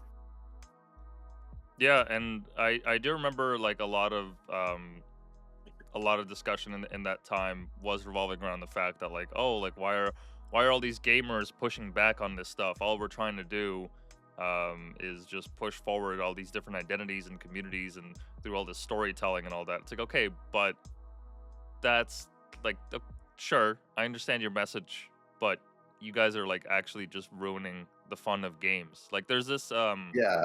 there's this kind of a meme where some female creators, whether it's like in the gaming industry or like in the movie industry or what have you, they will self-insert themselves into the media, um, which I understand as like if you're writing like a Sonic fan fiction or something and you really want to get railed by Knuckles, like I get that. Like you want to have that instinct, like by all means, hey, Yeah. you're free to do it. You know, Yeah, it's go for it. Yeah, it, apparently, people, some people find Bowser very attractive, and one is, yeah, his one is dragon big. dick, yeah. Yeah, it's dragon dick. I mean, more power to you if you want to do that on your own time. That's fine. Yeah, like that's hey man, like if you're an adult or what have you, by all means, nobody really gives a shit. In fact, there's plenty of communities that would actively celebrate and pay you to write more of that Yeah. stuff. So by Oh all yeah, means, and have yeah, at pay it. you right to more of that, and it's mostly about scale of if there's a community that will fund you for thousands of dollars, then fine. But is it a mainstream release that a company should really pour $500 million into that has public appeal across the entire spectrum of that amount of customers? The answer is pretty much no. Yeah, or at least like that's what people are saying now, or showing rather with their wallets. And I mean, I Yeah. was even looking at the player base, the for Concord. Oh man, Concord, that was so much fun to Yeah. watch in real time. Just watch it like come out and like 260 and like oh my god, I can't. Oh, that gives me so much like pain, like just seeing that of who is signing off on this of like in terms of validation. Have you not done any focus groups? Have you not like talked to people? Have you not like why would anyone dump $500 million to launch to no one? It's so painful to watch. Yeah, and then there's somebody compared it to this game called Sex with Hitler that has had 2,000 Yeah. players, which I don't even know if that's a real game. It was just linked in a Reddit thread, so I don't know if it's like a meme that someone drew up. Fuck No, it. but I mean yeah, but I mean you can kind of compare it to like any other game though, because I mean like fairly decent indie game. Yeah, there it is. It's real. So I mean like fairly decent indie games will get thousands of players on launch, and that's pretty normal. And that's just a matter of knowing your audience, knowing how to market, knowing how to jump up. And like Sex with Hitler, I mean it has. I mean, man, Hitler's got Riz, so but I mean, like it's like it's so ridiculous that people would want to know like what's going on with that, and it wouldn't even surprise me that it has that number of players. Yeah, And especially if it has controversy, people are gonna be like, oh my god, it's Hitler, and then people are gonna go like watch it and see it. So I mean, it's that checks out. yeah, it's too bad it got taken down from Steam. It's no longer, you can't find the game anymore, so that's a shame. I'm sure the files are floating around somewhere in the ether. I'm sure you could still get it though. Yeah. But yes, I'm in full agreement with you there that it's been great to see a lot of the market feedback really show a lot of these companies like, hey, like we're actually tired of this shit. We just want you guys to make good stuff. We just want you guys to make good games. We don't really care about all this identity Yeah, shit. well, that actually goes to one of my like main core themes of like when I'm kind of gooning on like the timeline. Like Korea has Stellar Blade. That game is doing numbers. People appreciate Stellar Blade, and then Japan has player count. Yeah, it's gonna be pretty big. They just released a like a photo version of that. Let's see how many people are gonna be playing that. It's gonna be a lot. Is it on Steam? Because I'm sure there's like Steam It charts that I can get. should be on Steam. I don't. Just try maybe just try Stellar Blade. Oh, Steam charts. I don't know if it's on Steam or if it's a PlayStation exclusive. Lion King. That's viewership. Maybe that's on PS5 Peak Daily. Okay, it might be PlayStation only, but like Korea has Stellar Blade, Japan has 2B, and then China's coming out with like a lot of sexy stuff, and then all the sales are going over there, and so like we need to make America goon again. Like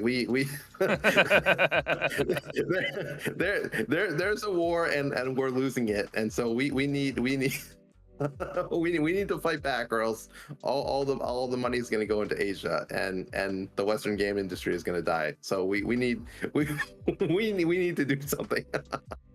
Yeah, like how like a lot of games, or at least like the major one that I can think of, like how Overwatch, when they found out, and this was like years ago when they edited this, when they found out like the amount of porn that was getting made Oh with Overwatch models, so they edited a lot of yeah, them to like remove the ass and titties from all of them. Everyone's like, but why? Like, what? Who gives a yeah. shit? Like, just own it. Yeah, I mean, yeah, just own it. The fact is like, I've seen so many YouTube shorts of like people know like all the Overwatch characters like from Rule 34, and Hmm. like the like they'll be like all like people will be able to like say every single female Overwatch character, but they won't know a single male Overwatch character just because like I don't know. I mean like dude, I know Tracer from Buttgate, and you know like that's free advertisement like. Yeah, and So they've gone so yeah, far as to like try to like cancel people over copyright, regarding like making Overwatch porn and shit. Like people have had yeah, their videos seized and all that, which is like it's just so strange to me. It's like, dude, we're living in the 21st century. Like if somebody wants a piece of information, or like just wants to like goonify something that you made, like it's gonna happen. Like it's yeah. gonna happen whether It's you gonna like it or not. happen. Yeah. Well, I think I think it's even a good idea to like release the models to like let people do it because I mean, you just get the advertising. Absolutely, So absolutely. why not? Like Marvel Rivals, for one, like they just launched their game, the 1.0 version anyways, and something that people have noticed about their model is like, yeah, they're not shy about having the female form be represented in all these sexualized ways, and it's like, well, yeah, like who gives a shit? It's a fucking game. It's literally a Yeah. video game. Like what is the issue here? Like what is the actual problem? I genuinely don't understand. Like, what, sex sells, and you don't like the fact that kids can have access to it? Okay, how's about we go after the entirety of the internet then? Like, are you really gonna stop that? Like, the genie's out of the bottle. I mean, at this point, we're just trying to Or claw back. Like, I well, don't get it. and then yeah, and then the double-sided part of it is like, oh man, kids can't look at ass, but they can cut off their dick. Like, like Yeah, pick one, guys. yeah. Like, I'm all with like the parents and everyone that's concerned. It's like, yeah, unfettered access to internet is not a good thing for a young child to have. Like, yeah, having grown up on the internet, I fully agree with that. it's not. It's not Yeah, it's not the greatest of things that you could give a kid to, but one way or another, you're not gonna stop it. So I don't know. Maybe put more effort into parenting, or maybe try to build a culture around an idea that's not really, I don't know, just kind of gorging themselves on this kind of stuff. Like yeah. Well, I I mean, I definitely. oh, go ahead, go Yeah, ahead. well, I mean, I definitely think that the parenting side of that is like really, I mean, really hard because like the economy is so fucked up. Like it's now priced into the economy that both parents have to work, Hmm. or else you're pretty screwed as a family. And so like a lot of it comes down to like just you know parents not having the resources to actually look after their kids or have one parent in the house the entire time, and you know and then you know so dad and mom are both out of the house, the kid's alone with an iPad at home, and then it's like then they have to petition the government to say, hey, you know, try to censor the shift so my kid's not fucked up raising themselves on an iPad. And I think that's a huge problem that's really probably downstream of economic factors more than anything else. Like I'd rather just have the government out like not you know just not have you know like just have a parent in the house that can manage your what your kid is actually seeing. Yeah, no, absolutely. And I've seen cases like where I'm just like sitting in a restaurant or just out with family, and I see the iPad come out to some other kids, and they're like just sitting there fully entranced by it. And even my nieces, at times, I've seen the way that they interact with this tech, and I'm like, yeah, that is not a good way to go about it. Because even I, like, first time I ever had like a handheld console or something, I think I was in think I was like 12 or something, and my mom got me a PSP. Um, back not the fat but the slim when it came out. And I loved that thing. Browsed a lot of websites that I shouldn't have, for sure. and but at the same time, like I grew up like right before like the inception of social media became mainstream. So doing it now, I cannot imagine how hard it must be for parents to like to not give in to that instinct, to not like just give their kids the distraction just so that they can for 5 minutes have a moment of peace. But the downstream effects of it are massive. I mean, like I mentioned earlier in our recording today, um, like I've genuinely had issues of like just the amount of time that I spend on fucking Instagram. Like kids, like they they almost have no chance if they don't have any kind of protection regarding that. Yeah.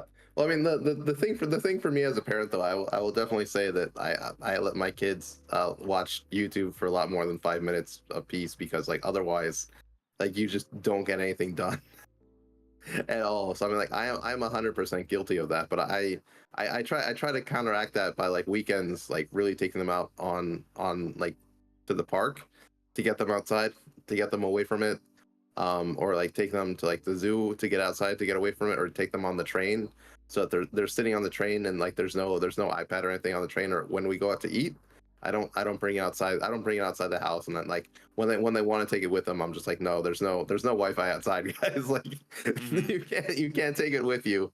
And that seems to help. But I mean, like, yeah, I am like, even like my wife is a stay-at-home mom, and like even now I'm unemployed, even, and I should post on Twitter all day. But I mean, like, yeah, it's just like you like getting the kids to like not burn down the house. It's needed to some degree, but yeah, it's really hard to get the kids like to like just play like to just play with like cards or something and not murder each other. Yeah, no, I totally get it. In terms of like possible solutions, what I've started to do is trying to come up with like a list of um different like movies and like TV shows and whatnot that I grew up on, that I remember from my youth, because I just a lot of the content that's on TV these days, I don't know, it's too flashy, it moves too bright, it's very nonsensical. Like my niece, she loves, Malang. I don't know that. My 3-year-old watches Paw Patrol, and Oh, I'm a gotcha, big fan of gotcha, Paw Patrol. gotcha. What? Well, Oh man, what?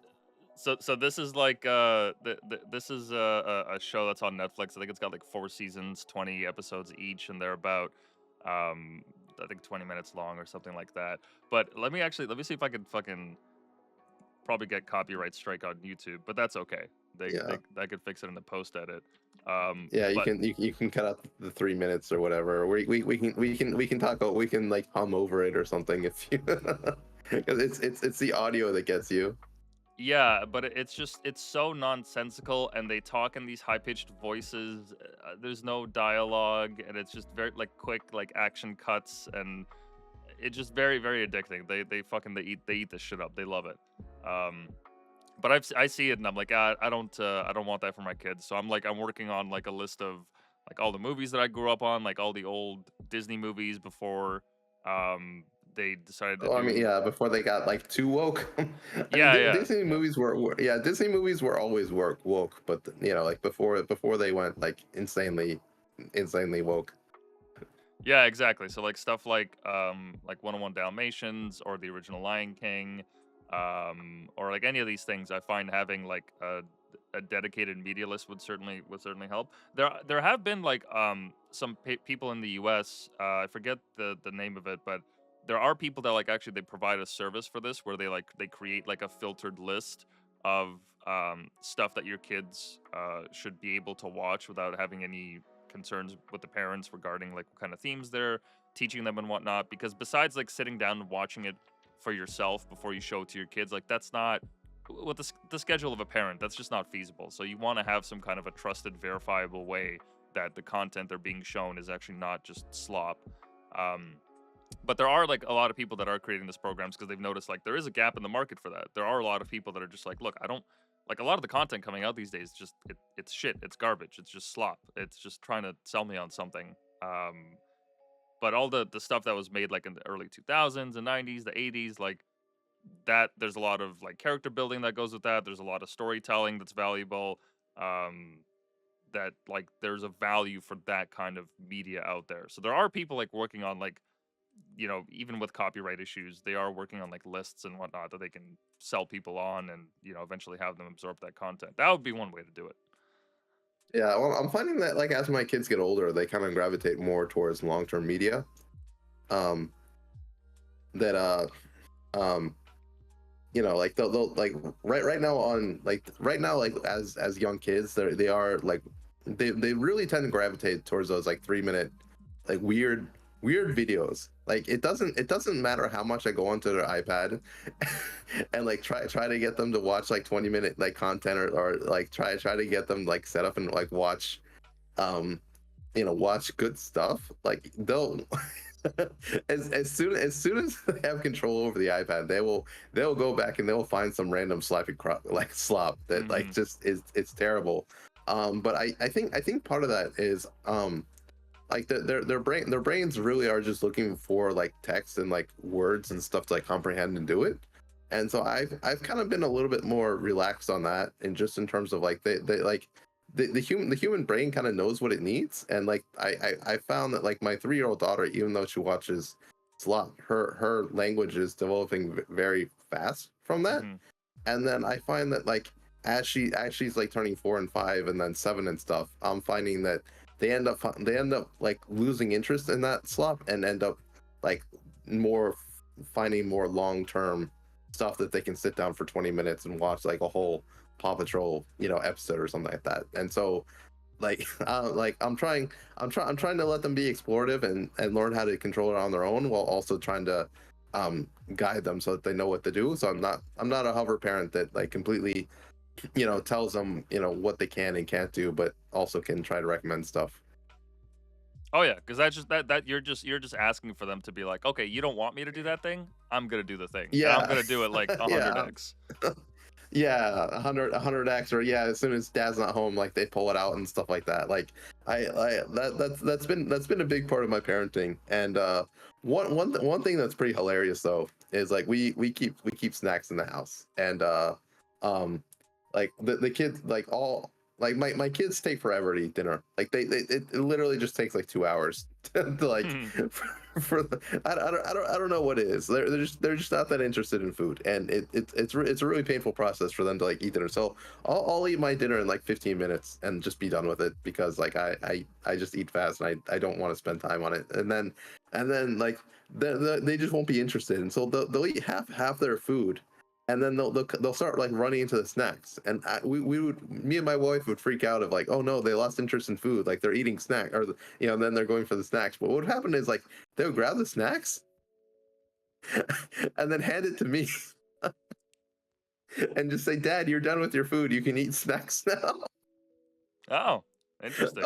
of like they're not going through the snacks to like eat it for themselves. Like they're like, you know, Dad, these are the rules. You know, you finish your food, you can have snacks now. And so like it's this really weird thing where they do understand that there are rules, and they do like abide by them by it. And so yeah, it's been weird being like a very kind of like trying to be like a hands off but yeah, hands on parent. It's so funny anytime they do it, because we were so freaked about like, no, you can't have snacks now, and they're like, no, it's for you, Dad.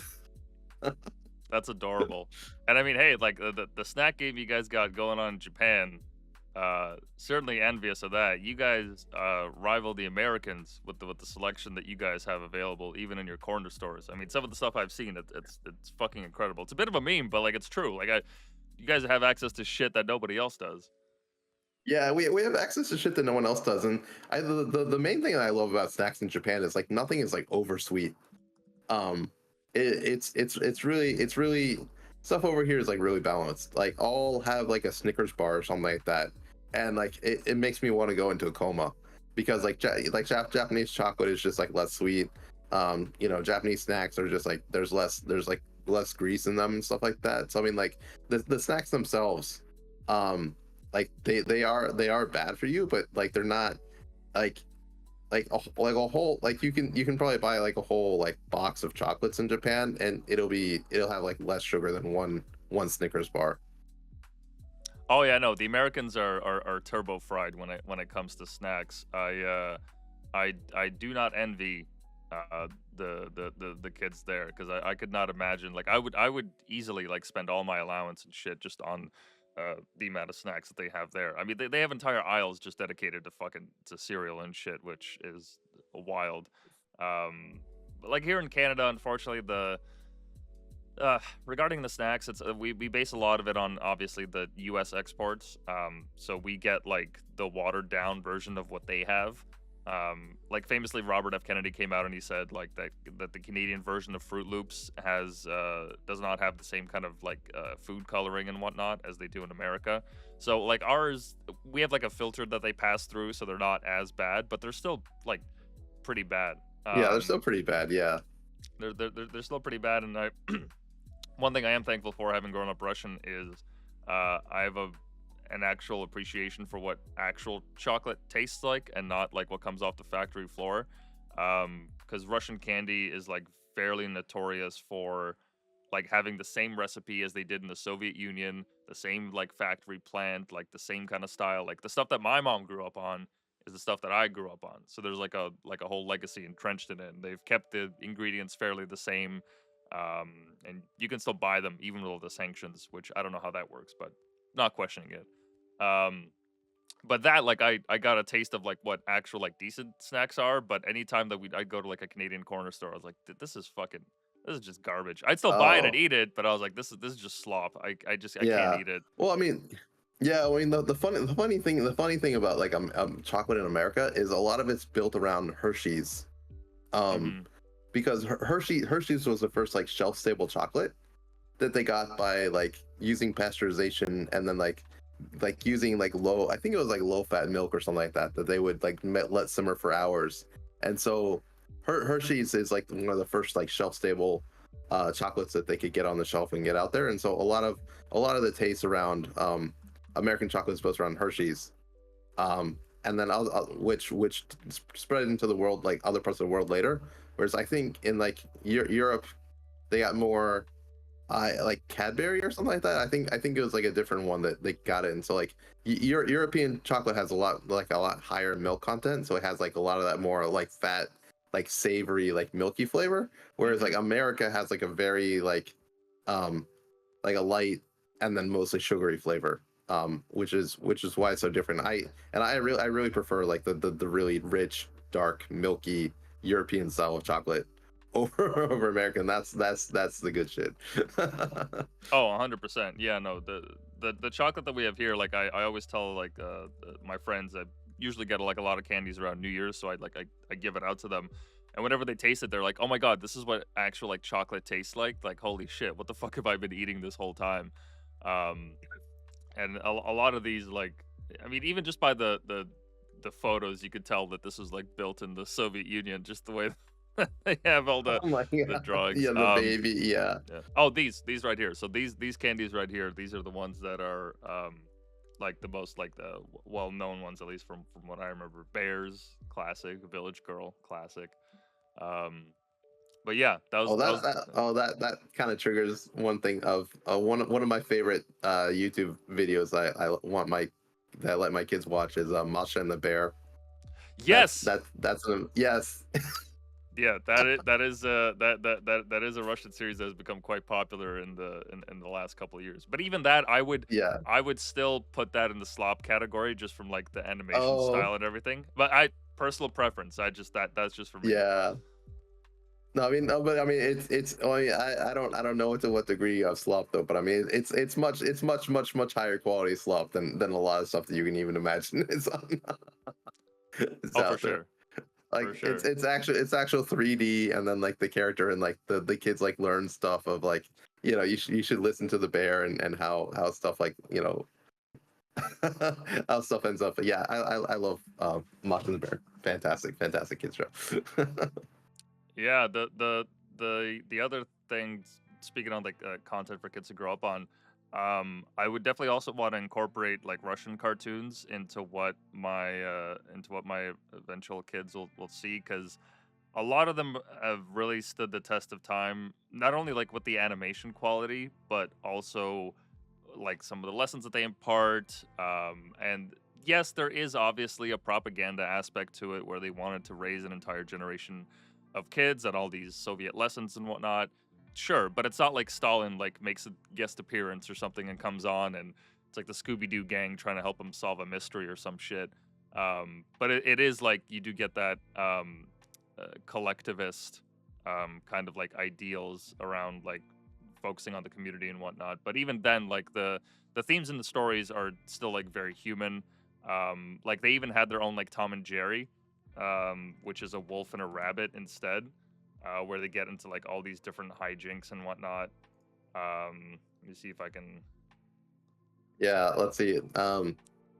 Salty is asking about some kind of Russian thing in the chat. If you can bring up Oh yeah, the chat on the stream. yeah. I know the series that he's talking about. Okay. This is I can't even read that. Okay, yeah, you got it. yeah. This is like I mean, I would deem it slop. I haven't seen any of the cartoons, so I don't know what their quality is. But it's just all these like balloons that are take like animal form. I don't know what the quality is. I haven't like seen a lot of the stuff. I don't think my nieces watch any of it. But yeah, this is also another fairly famous, at least in Russia, cartoon show. But yeah, I would still want to raise my kids on like to an extent on like the old Soviet stuff. It just personal preference. It's what I grew up on. Yeah. I turned out all right. I think so. So I feel like yeah, I think feel so. like they'd benefit from it. Yeah, what's kind of funny though is like in my family, like I am the only, like I'm one of 3 kids. Oh, they have a 3D version which looks at science apparently for that show. Oh, that's cool. So yeah, but like as a side note, like I'm one of 3 kids. I have 2 older sisters, and like both of my older sisters, like they didn't get married and don't have kids, kind of thing. Mm-hmm. And they were kind of raised on like the American propaganda of like, go girl, you don't need no man, go a career and that kind of stuff. Whereas like I'm a total weeb, so like I was raised on more like Western or more Eastern. Like I never watched any American shows. Everything I watched was like anime and like dramas, like J dramas, like Korean dramas and stuff like that. Mm-hmm. And like, my entire value system is really built around that, in the sense of having that kind of sense of like, family and those values, and that kind of led me to get like married a lot sooner, and then also really encouraged me to have kids even though the economy is like always terrible kind of thing.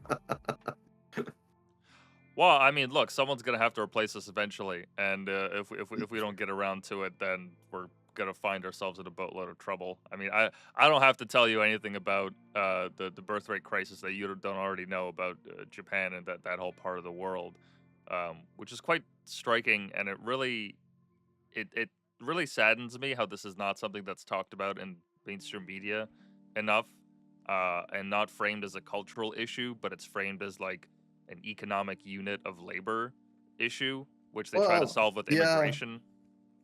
Well, I mean it's kind of intentional though. Like, if I want to put onto my like tinfoil hat though, what's happening in Japan is kind of like twofold, in the sense of, what I've seen personally though is like when kids go to college, and then they have student debts, and the amount that people graduate in terms of debt is not that big a number. It'll be like they'll be like 20K in debt, or they'll be in 50K in debt. But the problem is like Japan, like when you get out of school, you don't make that much money back, compared to someone who hasn't gone to high school or hasn't gone to college. So even though you're only like 20K in debt and 50K in debt, that still takes you like 7 to 10 years to like pay over time. And so it's not people aren't really able to get married until like they're 30, um, kind of thing. And so what happens is that pushes back the start date that people can start having kids of like having your first two kids at like 30, and then you're kind of capped of like how many kids can you have before you're 40, how many kids can you afford it all. So it really is like one part of the economic part is just like the time that people can actually like can afford to like start having kids, if you can even get married in the first place, for that to happen. And then the other problem about Japan is they have social security, which is like so much they're literally like bleeding young people dry in order to pay for old people to like have hip replacements and stuff like that, because like so much of the money gets sucked upwards, from working people into the older population. And like it's like it's like you're paying so much money to keep old people alive, till they're 100, and where does that money come from? Kind of thing. Yeah, it's like a Ponzi scheme in a way. You just got to get more people involved in the program, and eventually the thing will solve Yeah. itself. Yeah, but I mean, the thing is, like, Japan hasn't been actually like importing people, and that's kind of part of it. Is like, I have a suspicion that I think Social Security is like intentionally done to reduce population, because it is a Ponzi scheme where you have to keep doing it, and people can't afford to have kids, and then you say, oh, you can't afford it to have kids. Well, let's just bring over more human units. Let's bring over people from all over the world, and let's destroy social cohesion. So I think that, and I think I. I can't vocalize it very differently, but I mean, like, in terms of like what it's supposed to, like, because Japan's kind of done the same thing, where they say like, oh man, like, we need more people, let's increase immigration. Like, people have definitely floated the idea, but then the population itself has been able to like resist it. And so you have like the different parts of like where people they want to have the social security because they're addicted to it, but then they don't want the immigration to pay for it. Yeah, and just to echo your point there, we've seen similar developments here in Canada where at least Trudeau has come out and said like, oh well, people aren't having kids fast enough, and we need more people to enter the economy and start working all these jobs so we can afford all these taxes and on so on and so forth. But we've risked our social cohesion as a result, and now we're just kind of stuck in the middle of both issues where the economic units that we've imported, they're not exactly white collar workers. Like, it's not as if we're getting a bunch of Einsteins coming in. No, we're importing a lot of people that come in from rural communities that don't have a lot of work experience, so they end up doing Uber Eats or DoorDash or what have you, and working under the table. And okay, sure, they're playing a role in the economy, but are we really building anything new? Are we just keeping these services going?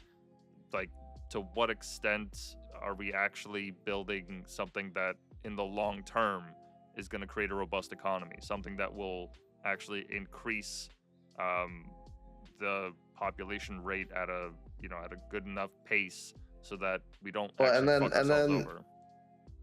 and then why is the solution never for Canadians to have more kids? It's like, Yeah, why, you know it's Canadians are already fairly diverse, and again, it's not about a racism thing, because you've got so many different like cultures who are living together simultaneously in Canada. It's like, you have a lot of like well established like Indian immigrants in Canada who are doing pretty well. Like, why don't you want them to have more kids? Like, it's like everyone gets sucked into these Western countries, and they stop having kids, because it's just like not feasible. And it's like, oh well, then we just need to import people. It's like, well, why not just have the economics make sense where people can just like afford to fucking have kids?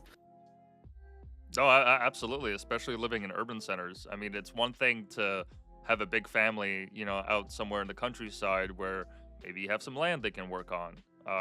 Or, you guys work in the general store and you have the kids that help stock the shelves or whatever. Like, that's what it used to be like in the urban settings. Like, you didn't really see a lot of big families, and now you're seeing less and less and less, because especially to live in an urban center, it's gotten even more expensive, and having kids is financially anyways, more of a burden than it is profitable, if I could even use that word, um, down the line, then the, the math isn't mathing up.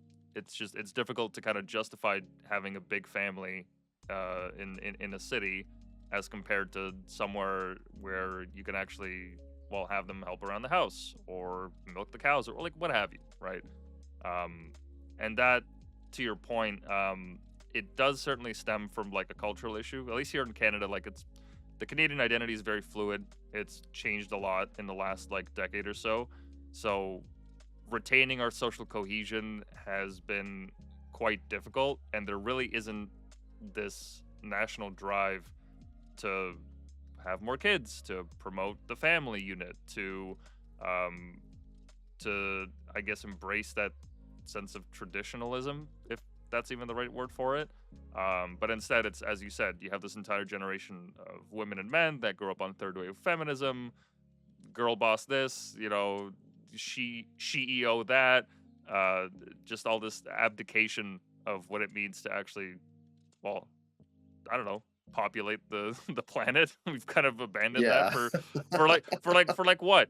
So that I could afford like a fucking a winter jacket for my dog and like um what else?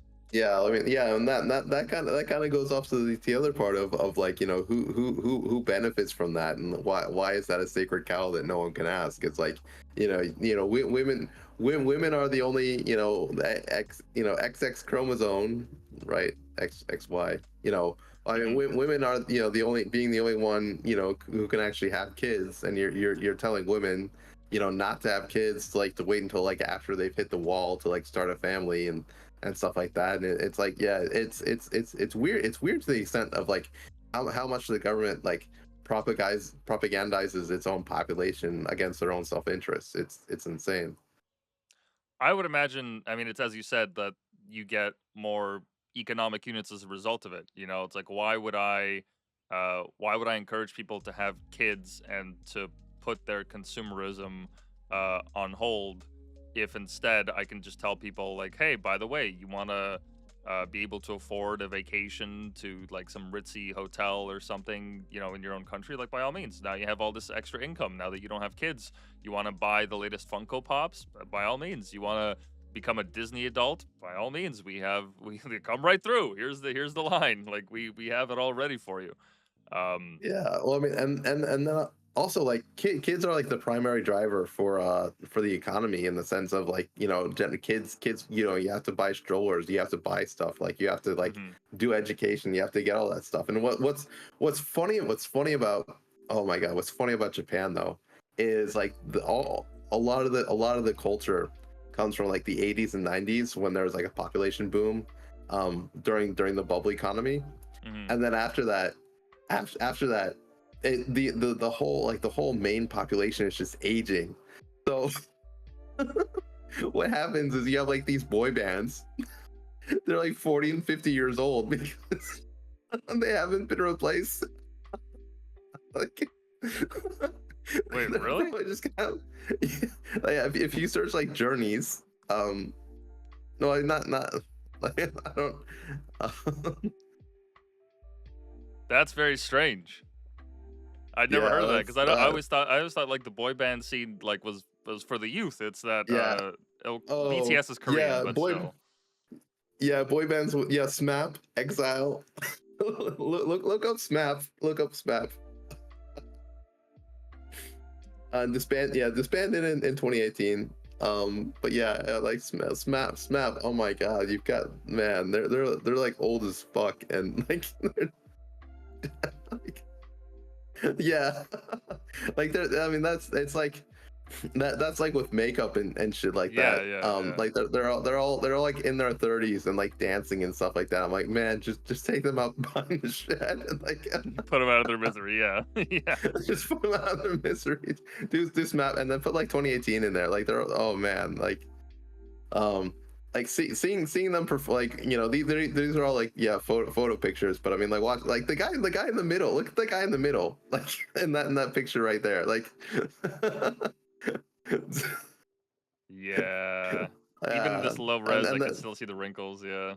yeah, you can see the wrinkles. So, I mean, like, yeah, even though it's a photo, like they're wearing makeup, it's been touched up. Like when you see them dancing on TV, you're just like, oh my god, I can get these guys a stroller.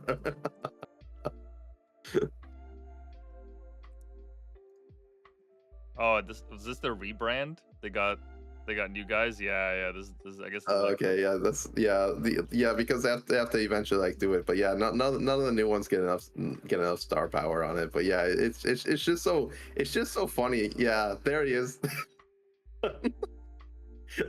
Get that guy Walker, bro. bro.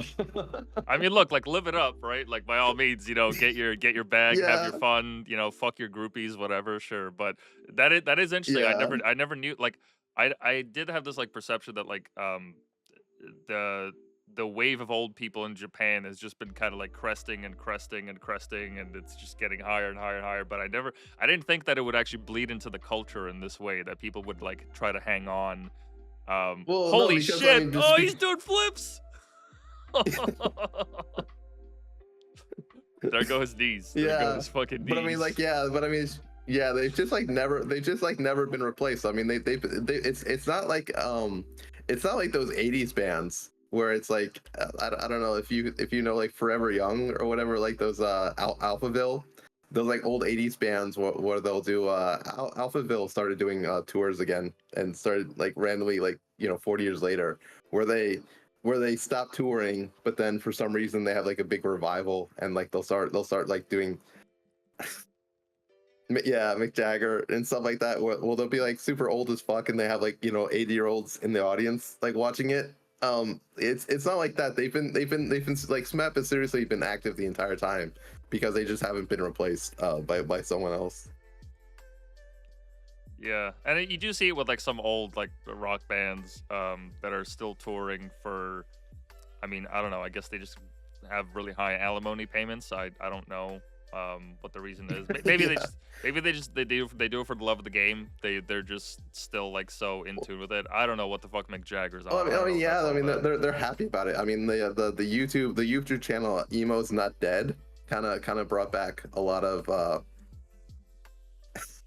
Emo's Not Dead like brought back interest in a lot of these old like emo bands from the 90s, and it kind of showed that there's still interest. And what happens is like there's actually a lot of the people from the emo bands like actually guest star in his videos a bunch of time. And he actually had a concert called Emo's Not Dead where they brought back a lot of the bands like My Friends Over You and stuff like that, and got them to actually like perform and stuff like that. So yeah, it's a cultural thing because like now with the internet, people are able to like resonate and like do stuff outside the mainstream media to do this kind of stuff. But yeah, but I mean it's like but like in the mainstream media, I mean these were bands that are eventually replaced because you had new youth coming up, and so yeah, I mean people still like these bands from the 90s because they grew up with them, but then the next wave of kids came up and did the next thing. So Japan just hasn't had that, or you've had these boy bands that have just been around for like 30 years because there's been no one to come up and replace them because there's no demand to. Interesting. So, okay, on that topic, then, what do you make of the stuck culture meme? Do you think that that we're living in that period right now, where everything's just getting like whatever can get rehashed, whatever isn't buttoned down, whatever isn't tied down to the floor is getting like just ripped apart and revamped and like rebooted and all that? Do you think that that's like a problem? Yeah, like I think that's kind of like there's just a different aspect of that. Is that's more I think that's actually like a secondary effect of how much money goes into making like new IP of like if you're like a Hollywood investor and you're making a new movie, would you create some kind of new IP that no one's ever done before, or would you just make another James Bond movie, or or would you just take something popular? Like if you're gonna put $1 billion into making a movie, you're just gonna want to make something as safe as possible. And I think that mostly comes up from investors looking and saying like, what is a safe investment? We don't want to spend, a million. We don't want to spend $500 million on something that no one's gonna watch. What is the absolute safest possible thing where we know there's an audience and people are gonna see it if we're gonna make it? Yeah, no, that's that as always, or as usually anyways, that economic incentives, they're kind of at the head of all of this, and everything else is just kind of downstream. Because I do see what you're saying about, I mean, the amount of money it takes to create new IP, and seeing, like, taking a gamble on whether or not it's actually going to be worth it to see what's going to happen, whether you have like sequels, merchandising rights, what have you. Because I do remember seeing a chart. This was, I think it was a leak of some Sony files. I don't think this was the leak when they made that North Korea movie with Seth Rogen. But regardless, they were talking about, oh, it was a DEI. They were talking about their DEI initiatives.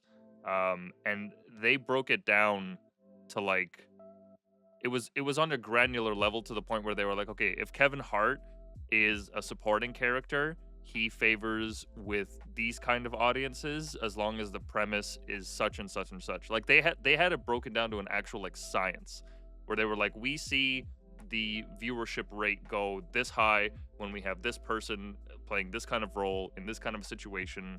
So they have it down to like, I mean, it's very, very, very methodical with how they've formularized, if that's even a word, movies, and how they're producing this. It's very mechanical. I find. Yeah, And it's you very see it. mechanical, and I think what happens with Hollywood is they only have the data from like the safe stuff that they've already made, though. Mhm. So, like in Japan, the mechanism that they have for creating new IP and finding new IP is with manga. So, like, it's a pretty common thing to in Japan to want to be like a comic book creator, Mm. where you just start making, you like high school students will just like start making stories and start drawing comics in school. And coming out of school, you might go to like a 2 year, you might go to a 2 year university, and then you might get picked up by a publisher to start making your manga. And that might go into like Shonen Jump, which is like where Naruto and stuff got picked up and Mhm. produced for however many a number of years. And then from there, like that's a test audience. So from there, stuff that's good and manga that's selling well, that people are reading it and watching, then that gets picked up and turned into an anime, because like, oh my god, we have this number of viewership, we can pick it up, we can make an animation from it, and then we can actually sell it and do it. And with America, I find that originally comic books were that kind of medium, like of like, oh, let's make Batman, let's make let's make Aquaman, let's make Superman and stuff like that, where comic books were in distribution in like the 70s and 80s, where people could write new stories in comic books and have some relatively low cost way of getting new stories out there. But because comic books have completely, like, I would say, have like completely died as a media in America, like there's no avenue for new IP to start. I was gonna mention What, it after your Canadians? point, but I'm fairly certain that Superman was actually made by a Canadian. Yeah, yeah, he Creative, was. He was born yeah, in Joe Toronto. Shuster, yeah, but yeah, let's see, born in 1984 and 1924. But yeah, but you have those low cost ways of getting validation out there and finding an audience before you start picking it up. And that's the problem with Hollywood. And then like the rehash theory is like, there's no cheap medium for people to kind of get new IP out there. It's like everything has to be a blockbuster, everything has to be new, everything has to be like $500 million. Everything has to be incentive. And so because there is no new way to find, there's no cheap way to validate new IP, other than making a movie. Then it's like, do we take a risk on this new thing that has no background, that's just a script, and could fail? Or do we just make Superman 3, Superman 4, Superman 5, Superman 6, or Scream, or Scream remake, or it's gonna be that way. And I think the economic incentives line up that that investors are going to look for somewhere safe. Yeah, that is actually very interesting. I never as I've begun to watch more and more anime, I do notice that like, oh, okay, this is based on a like an actual comic, like a manga that was made. And I never understood like why there was such like an intrinsic tie. Just about every show that I'd watched had a manga that was written before it. But that is actually that's really cool how Japan has kind of min maxed that over the years and figured out a way to organically create an environment for people to test out ideas in a much lower cost way, especially like since most manga is black and white. There's not like an emphasis on color as much, which I would assume that like that would help a lot with the process. But speaking of manga, I've always wondered this: why is there such a focus on a lot of the Japanese media that we see on the experience of high schoolers and youth? Why is there this like cultural fixation with that? Because just about every fucking show I watch, it's either like high school or high school adjacent. It's always like focused on youth. I've always found it like very strange. But I would assume it's a cultural thing that I just can't understand because I'm not living there. But like, why is there such Yeah, a strong emphasis on that? it's actually a lot more straightforward than you might think. There's one obvious reasons, and Salty is saying that it sells better, and that's part of it because um the higher up you go, the more you isolate more people because everyone can relate to being in high school. But if you narrow it down to say you're in this college or in this profession, then all of a sudden you've just narrowed your audience by tenfold for each Mm, step it takes. And so that's that's definitely part of it. And I will definitely say that the economic the audience part of it is definitely there.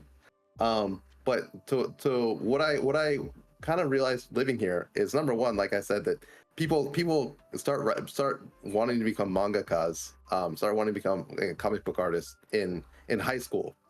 So it's a lot of the and a lot of times it's the artist's personal interest and personal experience of being in high school that they put something's always right, that it's a lot of their personal experience that hmm. they put into the comic about like a romance or something that they put in there.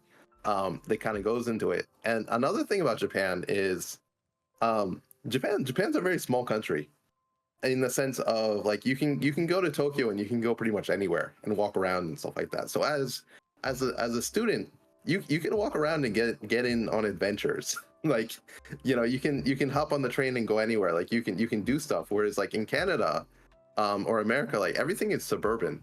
So how would a kid go on an adventure in Canada? Like if you don't have a car, you're fucked.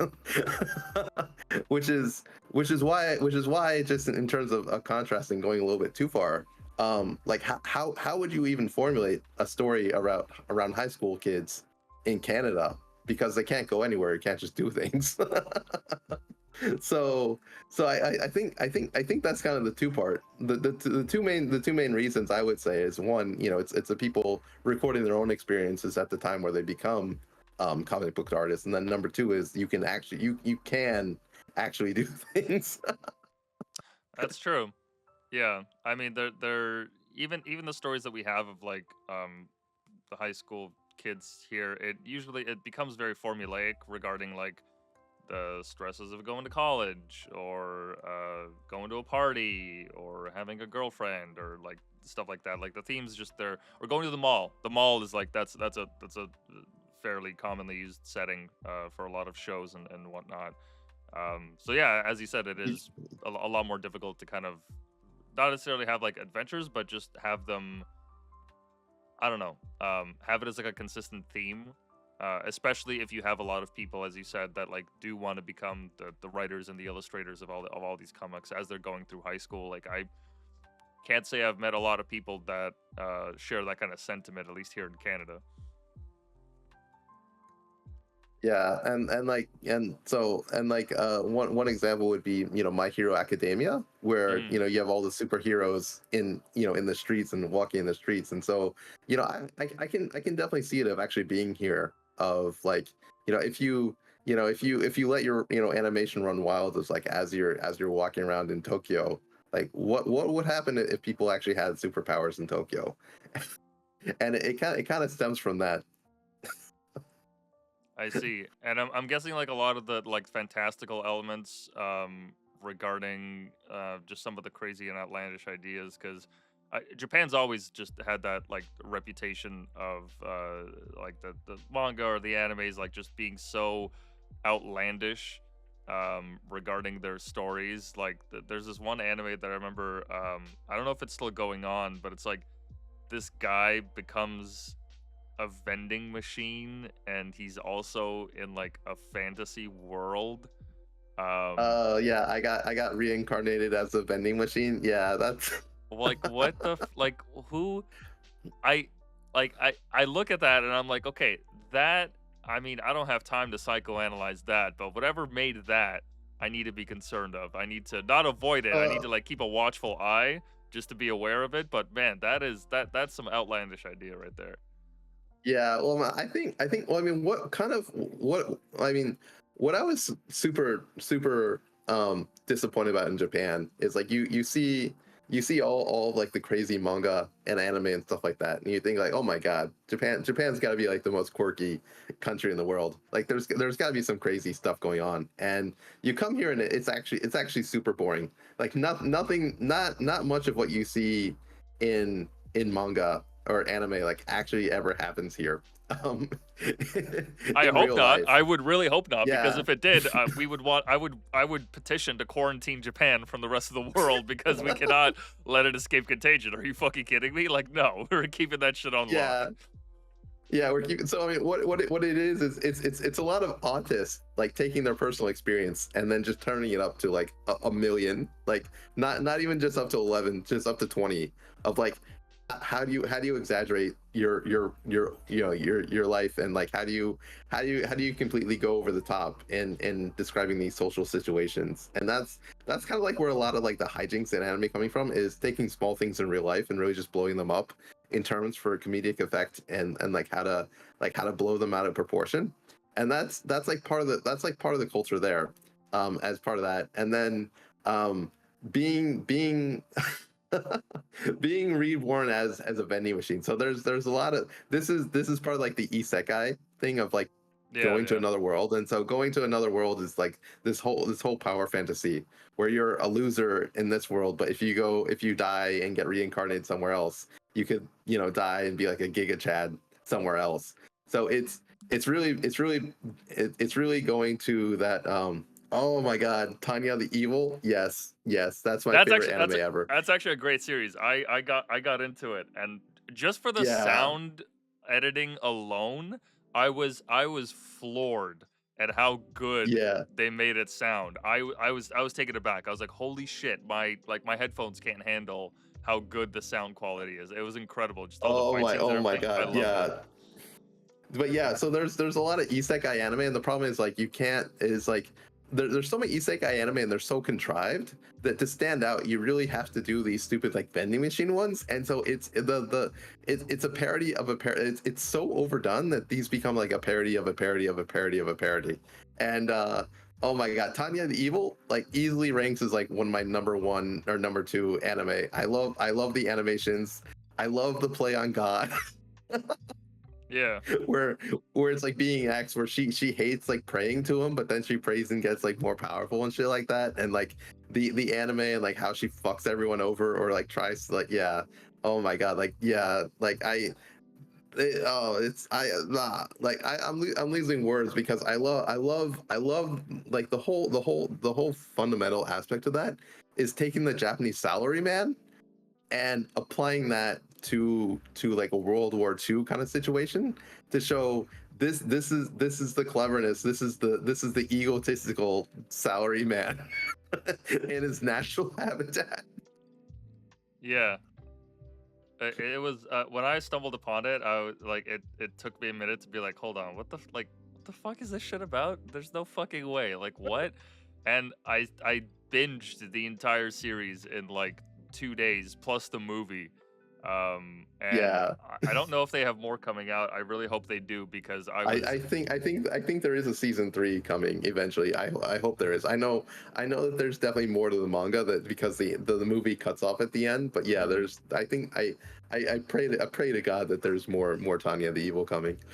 Oh yeah, no, me too. I'm right there with you. I love it. It's great. It's what easily one of my like favorite animes of all time, because I understand when you were talking about like the exaggeration of small everyday situations as a like, I don't know if it's escapism or what have you, or just fanciful imagination. But that aspect of anime actually, like, it really, maybe it's because I'm a Western and I'm just not used to that.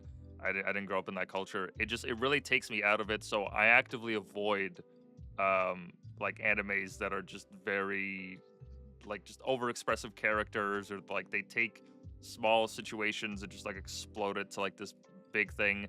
It takes me out of the story. I can't handle like the over exaggerated faces and all that. So I try to like watch stuff that's like less geared to like the stereotypical like anime tropes. On occasion, like I remember one of my first animes that my friend got me into was oh my god, I can't believe I'm blanking on the name. Well, I do remember watching Code Geass, but the other one, it was about a video game that if you died in real life, and everyone was wearing all these helmets, and nobody could escape the game until they beat the final boss. Is that like Um, Sword Art Online or yes, something? yes, Sword Art Okay. Online. That was also at, among like one of the first few animes that I watched that I actually like I felt emotionally invested in. Um, Very well done story. They've done like all these offshoots and whatnot, and all these later seasons with like guns and shit, and I can't be fucking bothered to care about any of that. The original story, um, I I loved. It captivated me. Like, it was one of the first shows that like I actually was like, holy shit, like anime's fucking based. I love this shit. This is awesome. Yeah. No, but I mean, like taking those small taking those like small things and over exaggerating though is like Japan. You do learn to read those small things like crazy, um, because people don't really emote a lot and people don't let on what they're thinking. Like Hmm. Japan has this whole concept of like what you really think versus like what you really think versus what you tell and show other people. And so you're constantly looking at people's faces, you're constantly reading their expressions, you're constantly looking for small things. And Tanya the Evil, like, you see her hair like kind of, spring up and like switch over and like do things like that. And so or do people, like, are they shaking when they do their cups? And it is like a sixth sense of you really have to learn to analyze and read people like crazy, and learn to have those like those things that, like, Western people just have like their expressions on their face the entire time, and they're easy to read, for the most part. There isn't that much that they hide. But Hmm. Japan, like, oh my god, you have to, like, your brain is like working 140%, like, every time you talk to someone, like looking for any small clue of what they're actually thinking. Interesting. I never thought about it that way, but it does make sense. I mean, uh, the endless footage that I've seen in the last like couple of months or the last year or so of like Westerners coming to Japan, or like streamers like Johnny Somali going to Korea, um, and just the absolute mismatch and how out of place they look compared to the rest of the people there, the actual natives. And I feel, you know what, my heart goes out to the natives of Japan, because my God, like, having to deal with loud and annoying Westerners, like, I get enough of this shit at home. Like, let alone Yeah. fucking coming into a country where that's absolutely taboo. Like, not at all openly not celebrated, but like just acted upon, I guess, or noticed that like these things are actually like suppressed in the culture for a reason. Um, I genuinely am not surprised that like all the anti-immigrant hate that has been like sprouting up in Japan, and has existed for a while from my understanding. Yeah. I mean, yeah, it's kind of, I mean, it's kind of twofold. I mean, there's kind of a couple things like that. I kind of look at that, and I think that, to some degree, it's kind of like, man, Japan, you guys need to, you guys need a backbone eventually, kind of thing. Where, some idiots like dancing on the train, like, why is none of the train staff coming and telling this guy to shut up and fuck off? Like, that's that's what I see when I watch those videos of like, yeah, people are uncomfortable and people don't know how to react to it, but then also, you know, there's absolutely no one with the backbone to actually come in and actually do anything, because Japan's been like too peaceful for too long, and then it's like it's like adding an invasive species of Yes. like some Yes. of like some snail that comes in and like no one knows how to do, or it's like it's like iguanas in Florida that just like go crazy wild because like there's no like there's no defensive fight back kind of thing. we need to preserve the natural habitat of these creatures, kind of thing. And then in terms of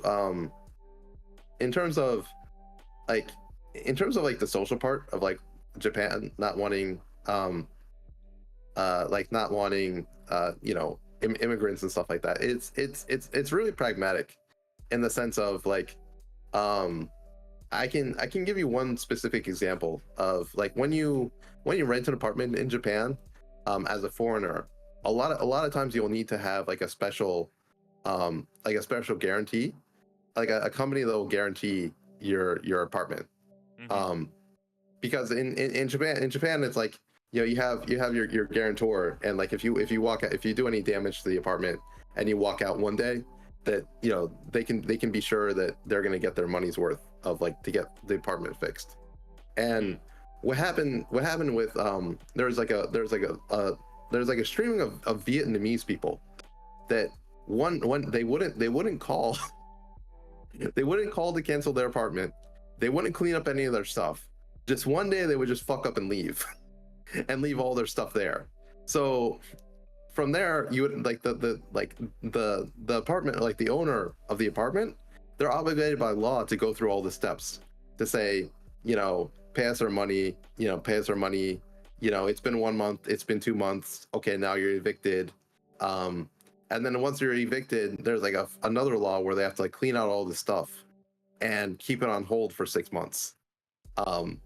And so basically the whole process of like, if someone just like stops paying and walks off one day, it's like a huge expensive process that costs like tens of thousands of dollars to do correctly, that they're bleeding out for no reason other than this person just decided to fuck off one day. And so one company in Japan, you know, just decided like, if you're like, this happens with Vietnamese people so much that if you're Vietnamese, we're not going to guarantee you at all, just because, you know, we've noticed this pattern, and, you know, it's expensive. And it happens, a similar thing happens with like collecting trash in Japan. Like you cannot just throw away a TV in Japan and like have it picked up by the trash. You have to pay like $50 to like give it to like have a recycling company pick it up so it can actually be recycled.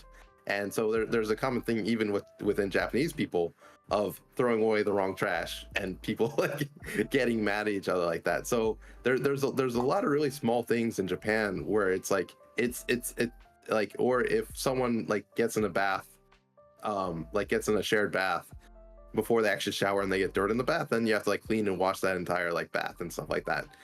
So there's a lot of economic incentive. It's not that people, it's not like, oh, you're oh, it's not like, oh, you're, you know, you're not, oh, you're not Japanese, you know, you're not one of us, you know, we're gonna be racist. It's more of like these economic factors of like these small things that cost incredible amounts of money to clean up. It's just not worth it. And and when it happens, they say, no, you know, we don't want it to happen again because it happens so often.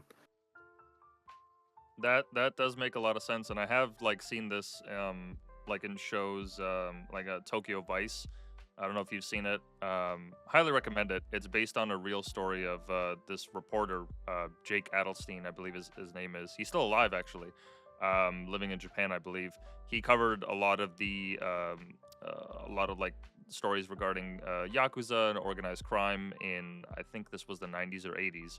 And there's a scene in the show where this girl, this white-skinned blonde girl, she's trying to get an apartment to live in, and just absolutely struggling. And this is like in the, yeah, like I said, it was like 90s or 80s. So even then, trying to find somebody to sign off on the lease, or trying to get any kind of, even just viewings, just like getting to see an apartment was like a struggle for her, as she illustrated it in the show. Um, which I totally understand. I have no qualms with that whatsoever. Like, absolutely. You're letting in foreigners into your country, well, they're going to come in on your own terms, and setting terms to protect the populace and to protect the investments that you guys have made into the infrastructure. That absolutely makes sense to me. It doesn't make sense to me why we're not doing the same thing across the globe, because at the end of the day, not every person in a certain racial group is going to act that way. But if you have, like, if it keeps happening over and over and over again, it's like, okay, well, are we going to notice the pattern, or are we just going to let this Yeah. slide and like just kind of live with it? And I prefer to notice it. I'd rather like have someone point it out, because at least then it's like, okay, fine, this is a little uncomfortable. There's a little bit of a social dynamic that you have to navigate very carefully. Okay, but what do we get for that? Well, we get social Yeah. cohesion. We get people that agree on the terms of what it's like to live here. We have a social contract that everyone agrees to. I mean, the upsides, you know, they Yeah, overshadow the yeah, downsides. the upsides. Well, I mean, and it's like, shouldn't every country be like that? I mean, Germany has a lot of strict rules, because I mean, Germany is like very ingrained and entrenched in like how you do things and how you're supposed to do things. And it's like, you know, it's like when you go to Germany, you know, if you want to get an apartment or if you want to get a visa, you know, they have specific rules where you outline, like, you know, what it takes, how much you need to make, what you need to do, and if you fit in there, then you can go. Like, you know, what's wrong with that? Like, you know, that should be how it's always done. It's like, why, you know, why are you expecting someone else who doesn't even know who you are to be able to like conform to you? It doesn't make any, it doesn't make any rational sense. And it's like people just have like these outlandish expectations that, you know, another culture should cater to you, like, even though you don't respect them.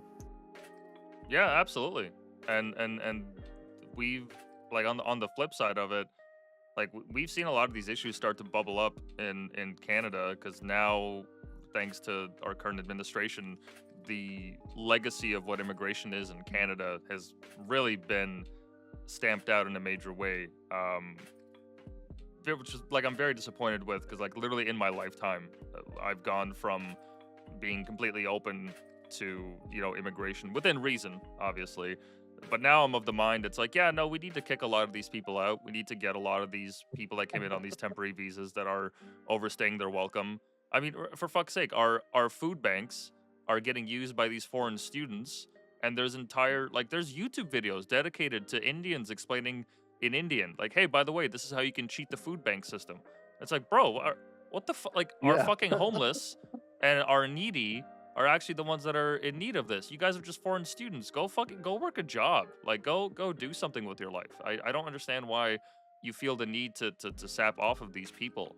And it's really tragic in that sense, how we've really lost the plot when it comes to that kind of stuff with immigration, because it really does put a strain on services. It really does put a strain on these people.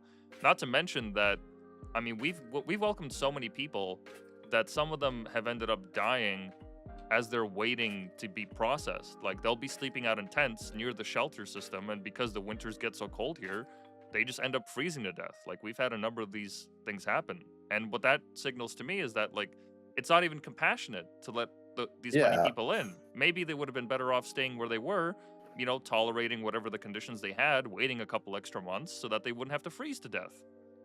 Well, and then yeah, and then I think by definition, it's like, it's easy to tell it's not compassion, because it's like, you know, it's like, for the amount of money it takes to like import these people, like, you know, hop on a plane, import them, you know, process them, teach them English, find them a job, find them housing, like give them housing, and then you multiply that by like the number of people like coming over, and it's like, you know, it's like several, you know, it's probably in the several hundreds of millions of dollars. And it's like, well, you know, if you wanted to spend several hundreds of millions of dollars, like how many, and for like asylum seekers, it's like how many hospitals could you have made in these countries, for the amount of money you're spending like importing like thousands of people. Like, you know, if you just want to make like if you just wanted to be compassionate and make their lives better where they are, like that would be so much more effective than just, you know, mass importing all of them, because Canada, like Canada is already like a very rural I can never say that word, rural place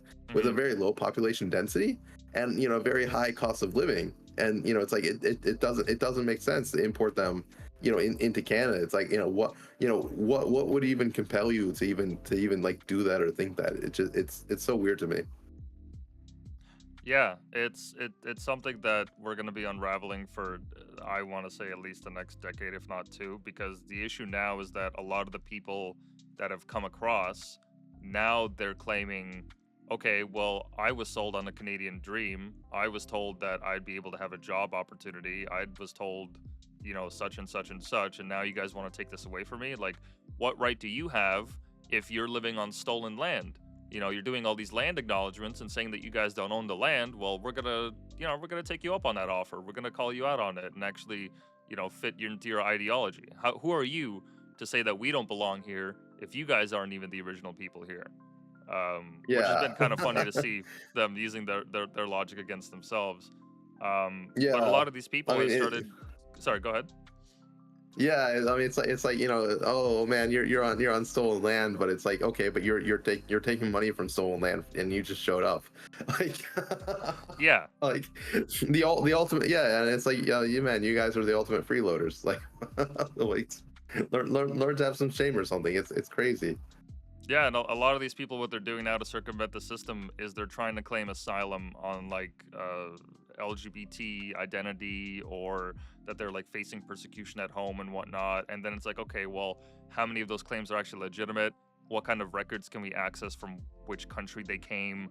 If they even have like a database or something of all these people, it's a whole mess. So I applaud Japan for thoroughly being very diligent. Just not giving, yeah, just not Yeah. giving in to any of this mess. I mean, yeah, Japan has been like they've like Japan has actually like let people in. I think it was like in 2014 or something. It was a really long time ago where like the UN like kind of browbeat Japan and said like, oh, you guys need to take in immigrants, like, oh, take it, like, you know, look at the Syrian refugees, and Japan's not doing anything to help the Syrian refugees, and like really browbeat them. Like Japan let in like 13 Syrian refugees like by plane, and then like 4 of them committed rape, and Japan's like, no, that's no, that's it. So they let in 13 people and then like deported them immediately. And they're absolutely right to do that, because I'm gonna see if Yeah, I can find the story, but um, there was a news story that came out recently that I think this is it right here. Close to 50% of Syrian refugees that we admitted way back when are still living on social assistance. Close to yeah, 50%. that's insane. Like, if you've Well, been here and since 2014 or something and you're still living on like, what more do you want us to do? There's English schools all over for adults that are free, that are socialized. What's keeping you from finding a job? I like I, it's just laziness at that point. That's what I think. yeah, well, I can't say anything to, you know, more than that. But I mean, it's like even before that. I mean, a lot of like the quote unquote Syrians who were brought over here, like, are they actually Syrians, or are they just opportunists? They came over like to say like, oh, I lost my passport, I'm from Syria. I think there was a lot of fraud in that sense of like, you know, like just a lot of people taking advantage in the first place. And if they're taking advantage to get over there, you know, just to get a free ride, then it's like, you know, the intent was never to settle in, and, you know, the intent was never to, you know, work on your own. It was just to get free stuff. No, absolutely, and especially like if you're coming in from a war-torn country. Like, once again, how robust is your record system? How robust are your background checks? How do we actually guarantee that you are who you say you are? Because right now they're trying to work on getting people from Gaza to come into Canada. Now, look, I'm not a historian by any sense. I don't understand that conflict, and I'm not going to pretend to. I have no opinion on it one way or the other. I hate war in all forms, with the exception of like actually fighting when it's like black and white, you're actually fighting for freedom and all that. But that's the exception. It's not the rule. That they just but they just that's all that's always the rub of, oh man, we need to liberate these guys by bombing them. Right. So Yeah. that whole dynamic aside, if we're gonna bring in all these people where their infrastructure regarding, once again, their records, their background checks has been obliterated, has been ground to a fine powder, and is currently in ruins and is not going to be rebuilt anytime soon. If we're importing all these people and they're going to be neighbors with people that come from a nation that are quote unquote their enemy, well, I mean, we're just kind of hoping that these people, on their goodwill, they're just going to move on from the war, which they're obviously not. Like, if I was in their position, I'd be pretty fucking livid too. If I had to if I had to live in a community where these people were also my neighbors, I could understand that racial strife, but still, the government is pushing for it. And it's like, okay, but do you guys not see the downstream consequences? Like, do you not understand that this could actually like really like effectively break the social contract that we all share, and they're going to go into their diaspora conflicts and start parading in the streets, as they have been in the last couple of years with all the Palestine protests? Like, it's a recipe for disaster that I have a hard time understanding how these government officials, they either willfully ignore it or they have some other economic incentive behind it that allows them to circumvent their morality. I don't know what to make of it. Yeah, I mean, I I'm very cautious to like weigh in on anything on Palestine, and the reason isn't that I've been following it and I have opinions, and I generally have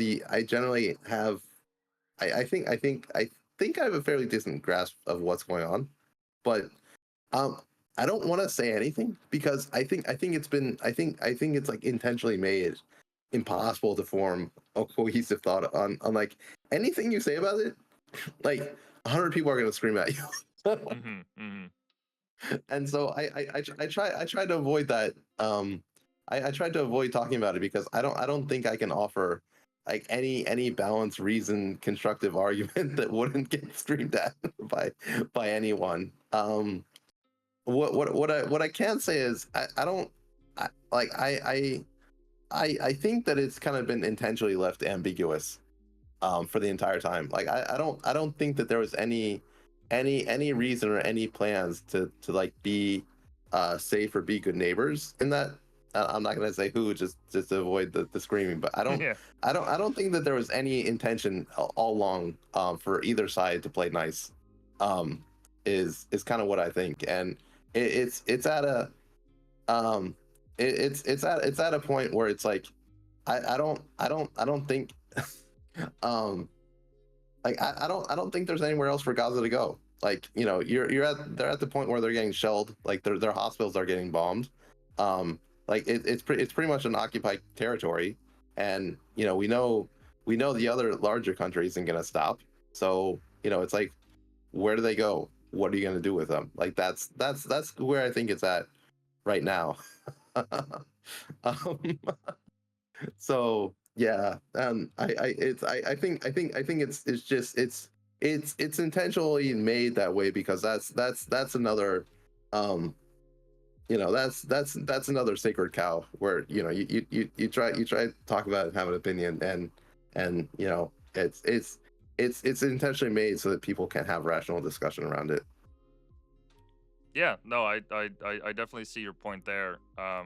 Because as you said, like if you step out of line or if you just say like the wrong word or you invoke the wrong part of history, there's always going to be people that disagree with you vehemently to the point where they'll shout you down. And in a place in the world where their history is so rooted and deeply tied to their religion, where people have been there for centuries and centuries, um, there's no way to have a black and white or coherent argument for one side or the other without uh without seeing as like, or without seeming as if like you have a bias to one extent or the other. So I don't know what the solution is to the conflict. I have no fucking clue. In my opinion, I don't think Canada should be involved at all.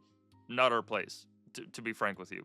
Even when it comes to like Ukraine and all that stuff, I understand that there's a role that certain developed nations have to play regarding the humanitarian side of things and taking people in. Okay, but I'm of the mind of what Japan is doing in regards to all of this. I think there should be like, I think Canada would benefit from accepting a lot more of that kind of an approach when it comes to dealing with a lot of these things. Because look, as nice as it is to say that we are a nation of immigrants and that we welcome all and we are a haven for a lot of people that face war and conflict, that comes with a suite of issues that we've really only been seeing the consequences of like come to the forefront now. And I don't think it's over. I think it's only going to keep escalating and escalating until somebody changes course. Maybe the next government will. Maybe they won't. I don't know. I genuinely don't know. I like what the U.S. is doing. I like that they're frankly just straight up being like, yeah, we're going to deport you. We're going to deport Yeah. everyone. We are going to create the largest known operation in United States, if not world history, of deporting illegal migrants, which I am all for. Like, hey, sorry, I have all the empathy for all these people. I'm sure that I would do the same thing in their position, but I mean, if it's to the point where your own citizenry is suffering as a result of it all, you got to put them first. You got to put the citizens first. Yeah, well, I mean, I'm definitely on the side of that because it's like I've been applying for my wife to get a immigration visa for like the last 4 years, legally, Mhm. and then getting turned down, and then meanwhile, like the fucking border patrol is letting in 20 million illegal immigrants, and it's not, and they're not migrants. I hate the word migrants so much. Like migrants is like a euphemism for the word illegal immigrant. Like they're not illegal immigrants, they're migrants. And it's like, no, migrants is just a synonym for illegal immigrants. Like, Yeah, they're not homeless. They're unhoused. yeah, they're unhoused or whatever. Yeah, it's so like it's so frustrating because like they go to the border, and then it's like, you have like the first point is like for it to be an asylum case, like you have to present yourself at a port of entry. And they're crossing the border, like the quote unquote migrants are crossing the border illegally, not presenting themselves at the port of entry. So once they've already illegally crossed into the United States, um yeah, like once they've like illegally crossed into the United States, like, the first thing is like you're supposed, like, the law is to detain them and deport them because they've illegally entered into the United States. And then they say like, oh well, now we need to process them as asylum seekers inside the United States. Well, it's like no, the legal process for processing asylum seekers is to have them wait in their home country or have them wait in a safe third country, to wait. So I've seen people who apply legally for asylum in America. It takes them like 8 years. It takes them like 4 years. Like the normal asylum process is extremely long because you do have to look at different stuff of like, what's actually going on? Why is there prosecution? Why does it need to be America? Why does it need to do this? Like the normal asylum process is extremely strict, and it takes a super long amount of time, and it takes like quite a bit of money and good lawyers to get that done. And they're just walking across the border illegally, and then they're getting processed inside the country, which is not the right process, that you're not even supposed to do. And then they're getting shipped to New York, and like they're getting they're getting put up in like 5-star hotels. And like it even goes like deeper because like the companies that like own these hotels are like in Afghanistan and shit like that. And so like Yeah, who's really making the money? it's not yeah, it's like not it's not just that you're doing like illegal. It's not just that the government is doing something that's illegal against like the own laws that are on its own books. It's that, on top of that you have human trafficking, and then on top of that you have money laundering. It's crazy. Hmm. Give me 1 second. Just gotta step away for a second. I'll be right back. Sure. Let's see, Salty. I can go ahead and respond to the go to party in Japan, work as deputy Soul Reaper. Yeah, I want to be a Japanese high schooler. No, yeah, I mean, high school in Japan is actually pretty boring. Yeah, not actually a thing. And then for I think Flo had a question of like, does yeah, does Japan have does Japan read other manga around the world? Like, because I definitely think that Korean manga and like some Chinese manga has been getting more popular lately. But Japan is mostly focused on its own domestic product. So I would think that some um some people are definitely doing solo leveling, and it's I don't know where the animation studio is doing that is, but Japan is very largely focused on its domestic market, and I would say only a small number of people would um only a small number of people would probably read manga from Korea or China from like word of mouth. What do you mean I was talking the whole time? Yeah. Well, I mean me talking to chat directly. Perfect. Just made it. Yep. I just want to let you know I'm good to keep going, but I know because of the time difference, your schedule is obviously more constrained than mine. We are 3 hours in. Okay. Let's see. Yeah. I think I could probably go for like another 30 minutes before I need to kind of turn in and get stuff done tomorrow. So I'm good to talk a little bit more. Perfect. Yeah. On the last point that you made with the immigration, at least like looking at it, what's been happening in the U.S., it has been extremely eye-opening how blatant it is, and the people in charge, like they don't give a fuck, like giving the migrants like visas, and I don't mean like immigration documents, I mean like actual like credit cards with like a Yeah. spending limit that they get, and they make more money than people do working minimum wage, or Yeah. like you said, all the hotels that these people are getting put up into. Meanwhile, you got homeless veterans sleeping outside the hotels. It's just it breaks my mind. Yeah.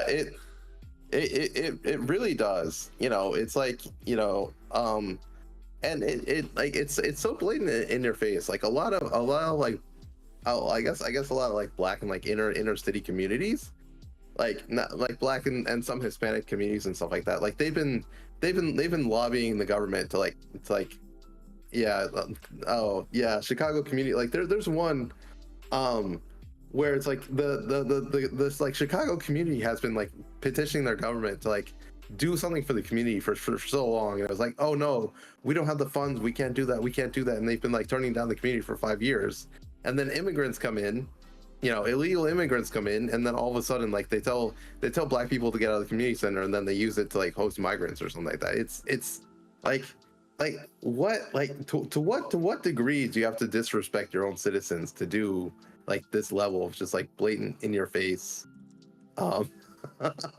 like blatant in your face is just showing how much like you despise your own like, you know, your own culture, your own community.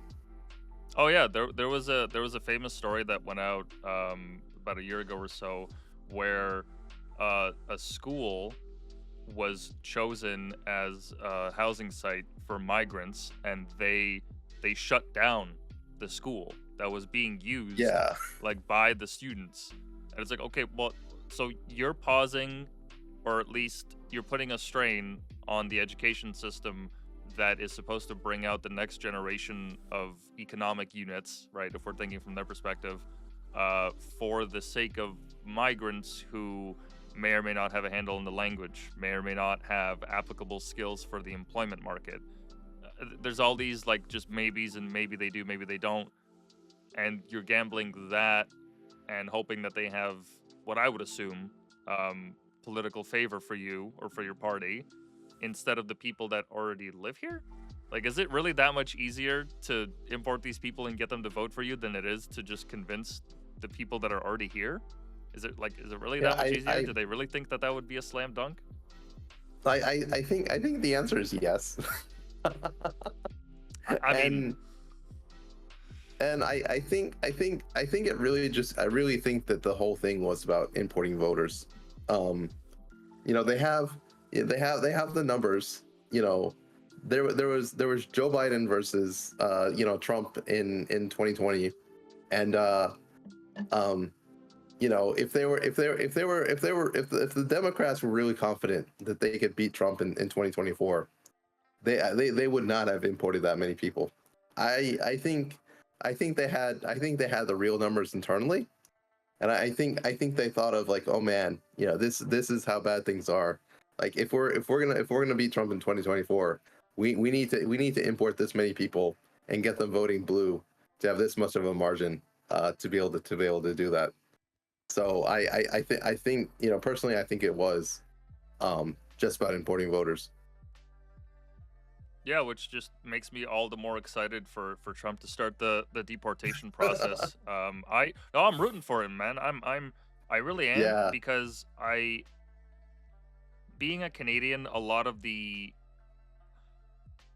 our identity naturally comes from the States. We import Hollywood, a lot of their products, and so our culture is really intertwined with them.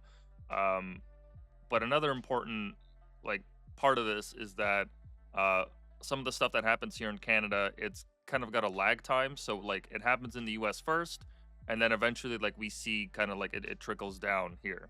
So we have our own political figure that like they're labeling as Trump. He's not Trump at all. The guy's actually coherent. He can speak in actual sentences, and he's not just like a braggart that's talking from his ass and talking about grabbing women from by the pussy. yeah. This Pierre, is that Pierre, right? Yeah, Pierre Polyev. He's very Yeah, well Polyev, educated. yeah. He's very very astute, Oh, like able to no, speak. I want to give Canada a um a shout out. I love watching Pierre versus Trudeau in like videos on YouTube of like WTF, where are the funds? Like it's like you guys have like the funniest parliament proceedings I have ever seen. It's like high schoolers like getting in like a like doing your mama jokes. Oh Like yeah, it yeah. the format is like, oh man, yeah, the format is just like two schoolboys just like facing off and like like dunking on each other. It is the funniest thing to, and then like everyone on their own side is like, oh, when something happens, it's oh man, it is so juvenile, and it's absolutely hilarious the way that they face off. Yeah, Oh yeah. exactly. Like zinger, sit down, everyone on your side claps, and then Trudeau has to like come back with a snapback, and it's not about actual policy. It's just like Trudeau's like, oh well, if Pierre would actually do this, then maybe Canadians could actually afford houses, and then they clap, and then like goes back. Like the format of like Pierre versus Trudeau is just like it's the most juvenile piece of shit ever. I love watching it. Hey, I'm glad that we're at least offering some kind of entertainment in these troubling times, because having like being a citizen here, I I have to be like careful about like distancing myself from it, because I need to pay attention to the politics, but I can't get like sucked up in the fervor of it, because watching for me questioning period, like when I first started watching it, it was entertaining, but now to me it's just infuriating, because the thing is, for anyone that doesn't know, the parliamentary system in Canada, when there is a questioning period, first of all, the prime minister doesn't even have to be there. If he's out away on business or whatever, then like that's fine. Someone else takes his place and will speak on behalf. And there's different party members that will stand, so it's not necessarily the same person every time. So sometimes Pierre isn't there also. Sometimes his ministers have to step in, so on and so forth. And when they ask these questions, they have to go through a speaker so that they are not just directly attacking the person across from them. It kind of adds like a little bit of a buffer. And the speaker is kind of like the speaker of the house is like the referee. So he'll like make sure to moderate language. He'll ask for things to be stricken off the record. He has the power to kick people out. So there is a quote unquote teacher in the in the classroom that is actually moderating this to an extent. But the thing that infuriates me the most is that when they pose these questions, there's no law that says that the prime minister has to answer the question directly, or that the question has to be, or the answer has to be satisfactory or related to the question. So if Pierre Poilievre is like, okay, just putting facts out there, housing has gone up, cost of living has gone up, all this has gone up. When will the prime minister initiate such and such a law, or what have you? The prime minister can just immediately respond with, actually, 10 years ago when we weren't in power, this government didn't do that. This government, like, they could just place the blame on fucking anything. They could get up and like start spouting fucking just nonsense words, and it'll be fine, because like within the laws of parliament, there's no like, you don't have to directly answer the question, so you can just keep like asking questions back and forth and back and forth, and nothing gets resolved. So watching that happen as like a citizen, I'm just like, okay, what the bro, I'm paying more than fucking half my wage into living into the shit fucking apartment. I have to step over fucking junkies ODing in certain parts of the city. Like, yo, get your fucking shit together, man. This is fucking infuriating. As a fucking citizen, I'm just like, man, this is insane. Like, get it together, guys. This is, you're impacting people's lives here. Like, this is fucking insane. How could you possibly, like, just go about this as if it's like your day job, which I understand. To them, it's just a job. They just have to present face. I get it. I'm not ignorant to that. But it's just, sometimes it's just infuriating where I'm like, man, like, we're actually dealing with some actual problems, like Chinese foreign interference, setting up police stations in Canada, which they have done. Yeah. Or like a No, but I mean, separatist Indian movement that has ties to terrorism. It's just freely operating within Canada. I could go on. yeah, but I mean, like it is. I mean, like it's funny. It's funny watching it from abroad because we're not downstream of the issues that would happen. But I can definitely understand how infuriating it would be of, you know, as a Canadian citizen of like, dude, like housing. Like I think the housing issue is like a foreign money laundering scheme because like Chinese people can just invest as much money as they want in Canada, which makes it like insane. Which makes it insane for anyone to be able to afford the cost of living there. And it's like, you know, guys, like, stop this. And and they just don't care. Yeah. So like it's like I can only imagine how infuriating that must be. That's yeah. It's insane. It's fun to watch, but man, like yeah. Oh, it's But I very mean, fun it's to like, watch. you know. Yeah, but I mean, it's like, is there even the expectation that you know they're going to do anything about it? Like that's that's the main thing, though. I don't know. It's hard to say because right now with the leadership issue, like Trudeau said that he's going to step down, but until then they've prorogued Parliament, which means that they've essentially Oh closed yeah, Parliament. he stepped down in the most bitch ass way possible. Well, there's arguments to be made on either side because for one, when the news broke out, I was really sad about how it came out because I don't want him to just step down. I want him to feel the pain. I want him to, and this might sound sadistic, I don't know, but to me, I don't think that Trudeau should ever go anywhere in Canada in a public setting and not have to face some vitriol or some people shouting him down. I think the man deserves to lie in the bed that he's made over the last few years, and I don't think he deserves a moment of peace for the rest of his life for what he's done to Canada. Just absolutely tanked our national reputation, completely just made us into a fucking, like, a cuck neighbor of America. We're just suckling on their teat, hoping that they'll throw us some crumbs our way. But the way that Canada was like that before he got in. Now, but I mean, like, yeah. While that is true, while we are a leech on America, while that is technically true, he hasn't helped.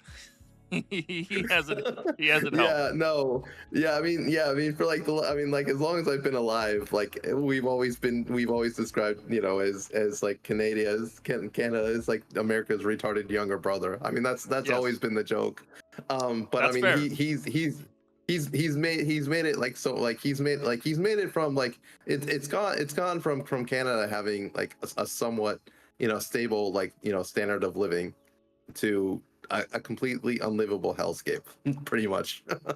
Yeah, that's putting it mildly. Yeah.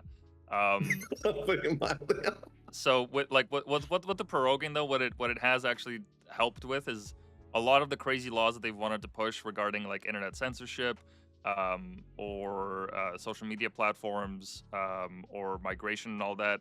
As a result, they've all been thrown out because they were in the process of being discussed in Parliament, and since it's been prorogued, all of that has been canceled, which I'm more than happy for. That's not to say that they can't just simply restart the process back up and start pushing these laws through again.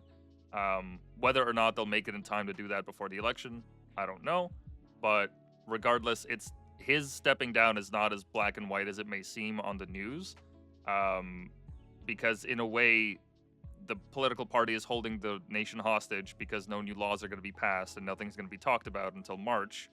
But it also is related to the American election because they've also wanted to slap all these tariffs on us, and the way that they're going about it is they want to be able to select someone that is able to shift the direction of the Liberal Party, but also work with the upcoming, like the Trump administration, to see if maybe somehow, if they eke out a victory come October of this year, maybe they'll be able to actually change course. Highly doubt it. I think they've tanked their reputation, and Canada's for that matter, to an extent that they can't really come back from it.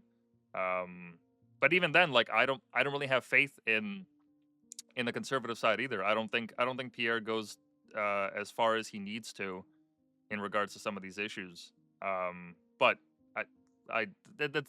getting into Canadian politics, I don't even want to get started on that, because this is such a deep rabbit hole. It goes so much further than even from a little I know. Yeah, I mean because it's like because you have like all the Chinese connections and stuff like that. Like Canada isn't just like on its face. It's probably it's just the fact that these are you're looking at puppets of puppets pretty much, and it's really hard to gauge. But to kind of like steer into a different direction. Like what I'm hopeful about is like with Meta, with like now that you can actually talk about like LGBTQ like being a like a mental issue. Yeah, you can call them like retards. That. Like there was yeah, you can call them retards and stuff like that. Like there's so many sacred cows on like Facebook and Twitter and stuff like that the government was enforcing so much censorship in America, or like not letting people like question if you question that if you question the 2020 election outcome, you're a crazy conspiracy theory. Like if you question the jab, you're crazy. Like if you question unfettered migration, you're crazy. And I think that now that we're seeing like a lot of this stuff, like now we're going to see these people get deported. Now we're seeing Meta Meta capitulate to Trump and stuff like that. I think what we're gonna see is like just a lot of countries are gonna realize of like, not like people are gonna be able to talk about things that they weren't allowed to talk about before, because they were just strictly enforced that there is only one way to think about it. And I think that that's gonna have a pretty huge repercussions all around the world of the zeitgeist that was enforced by the U.S. tech, censorship industrial complex is now crumbling down. Big time. And one account that I do want to highlight, I don't know if you're familiar with Mike Benz. I am not. I would highly encourage you to check him out, because this guy right here, he talks about the censorship industrial complex to an extent. He's been focusing a lot on more so of the Ukrainian conflict as well, and how a lot of the dark money plays into that, and what the CIA's involvement and so on and so forth.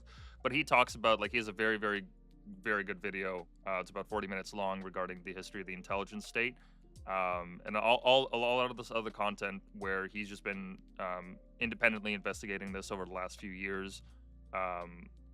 Highly recommend shooting a follow to him, because he's been harping on a lot of this point, and his analysis of the whole Zuckerberg thing, and I don't know to what extent he's right, but it seems very plausible. And basically, if I can paraphrase what he said, is that the difference between him, Zuckerberg, and Musk is that Musk did it when this was an unpopular move. He bought Twitter and tried to revive the platform, which I think he's done very well, at a time when this was very, very much so like still in the deep like censorship industrial complex state of things, whereas Zuckerberg has become kind of like an opportunist. They did play ball with the government initially, especially with COVID. Facebook had a portal for the White House to be able to just say, shut this guy down, shut that guy down, shut that guy down. I mean, yeah, he's like he's like coming out of it saying like, now that it's popular, it's like, oh man, we didn't do any of that. Like he's washing his hands and pretending like his shit doesn't smell. It's really frustrating to watch. Yeah, but I guess. No, go ahead. Yeah, the good news is that it's happening, but the bad news is that he went with it. He went with it in the first place. Absolutely, and it's not that I don't want. I want to be very careful to not place blame on either party. I mean, the only people that like really should be 100% like black and white no bullshit like blamed on us is the not even just the deep state, but like all the government machinations of all these people that at least according to Zuckerberg were like shouting at their engineers over phone calls regarding like what information should be taken down. Like those people are 100% to blame. But the conduits of their message, all these social media platforms, they definitely share the blame as well. From my understanding with Zuckerberg is that they part of this transition that they've made in the last like couple of months not only because of these favorable political wins with Trump and everything, but it's also because the European Union fined Meta, I think it's about $60 billion. And Zuckerberg was really counting on the US to step in and say, hey, like, I know the EU has their own way of doing things. We understand that, we respect that, but you don't get to just charge one of our companies $60 billion for some bullshit fines you guys just made up. This is not the way that we do things in America. And because they didn't step in to defend them, that was, in a way, like part of the reason why Zuckerberg also was like, okay, so we capitulated to you, we bent the knee, we did everything you asked to an extent. They still gave some pushback, but for the most part, they went along with it. But even after all that, you guys didn't have our backs? Okay, well, fuck you then. We're going to turn around and we're going to go forward with the Trump campaign and what they want to do moving forward. Yeah, well, that and that just shows of like, you know, you like they're never gonna be happy. Like the censorship is that you're never gonna be happy. Like you can't question our gender transition. You can't question our jab. You can't question you can't question any of this stuff. And it's just like, you know, they're just gonna add on more and more and more because it's never enough. Like you know. You know, they're sunlight. they want to block out all the sunlight. You know, they just want to make it completely opaque so they can get away with the shit that they're getting away with. Yeah, and at the time when this was popping off, when the Twitter files dropped, I still to this day I don't understand how this did not receive more coverage than it did in the news media. I mean, obviously I understand it. It makes the media look bad, especially if they're in cahoots with or working with the government in terms of enacting a lot of the censorship on behalf of the journalists. I understand that motivation, especially if social media being such a competitor to their business model.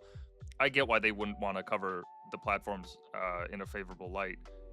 But when I saw the Twitter files, it didn't break something inside me, but it kind of like really, it shattered my expectations regarding to what extent the censorship industrial complex was actually acting on a lot of these things. Like we heard whispers of it throughout COVID, like, oh, noticing this person got taken down, noticing this post got taken down, noticing you guys change your standards regarding talking about masking when first you said it was okay, then it wasn't, and it's just this weird wishy-washy back and forth that was changing every single day.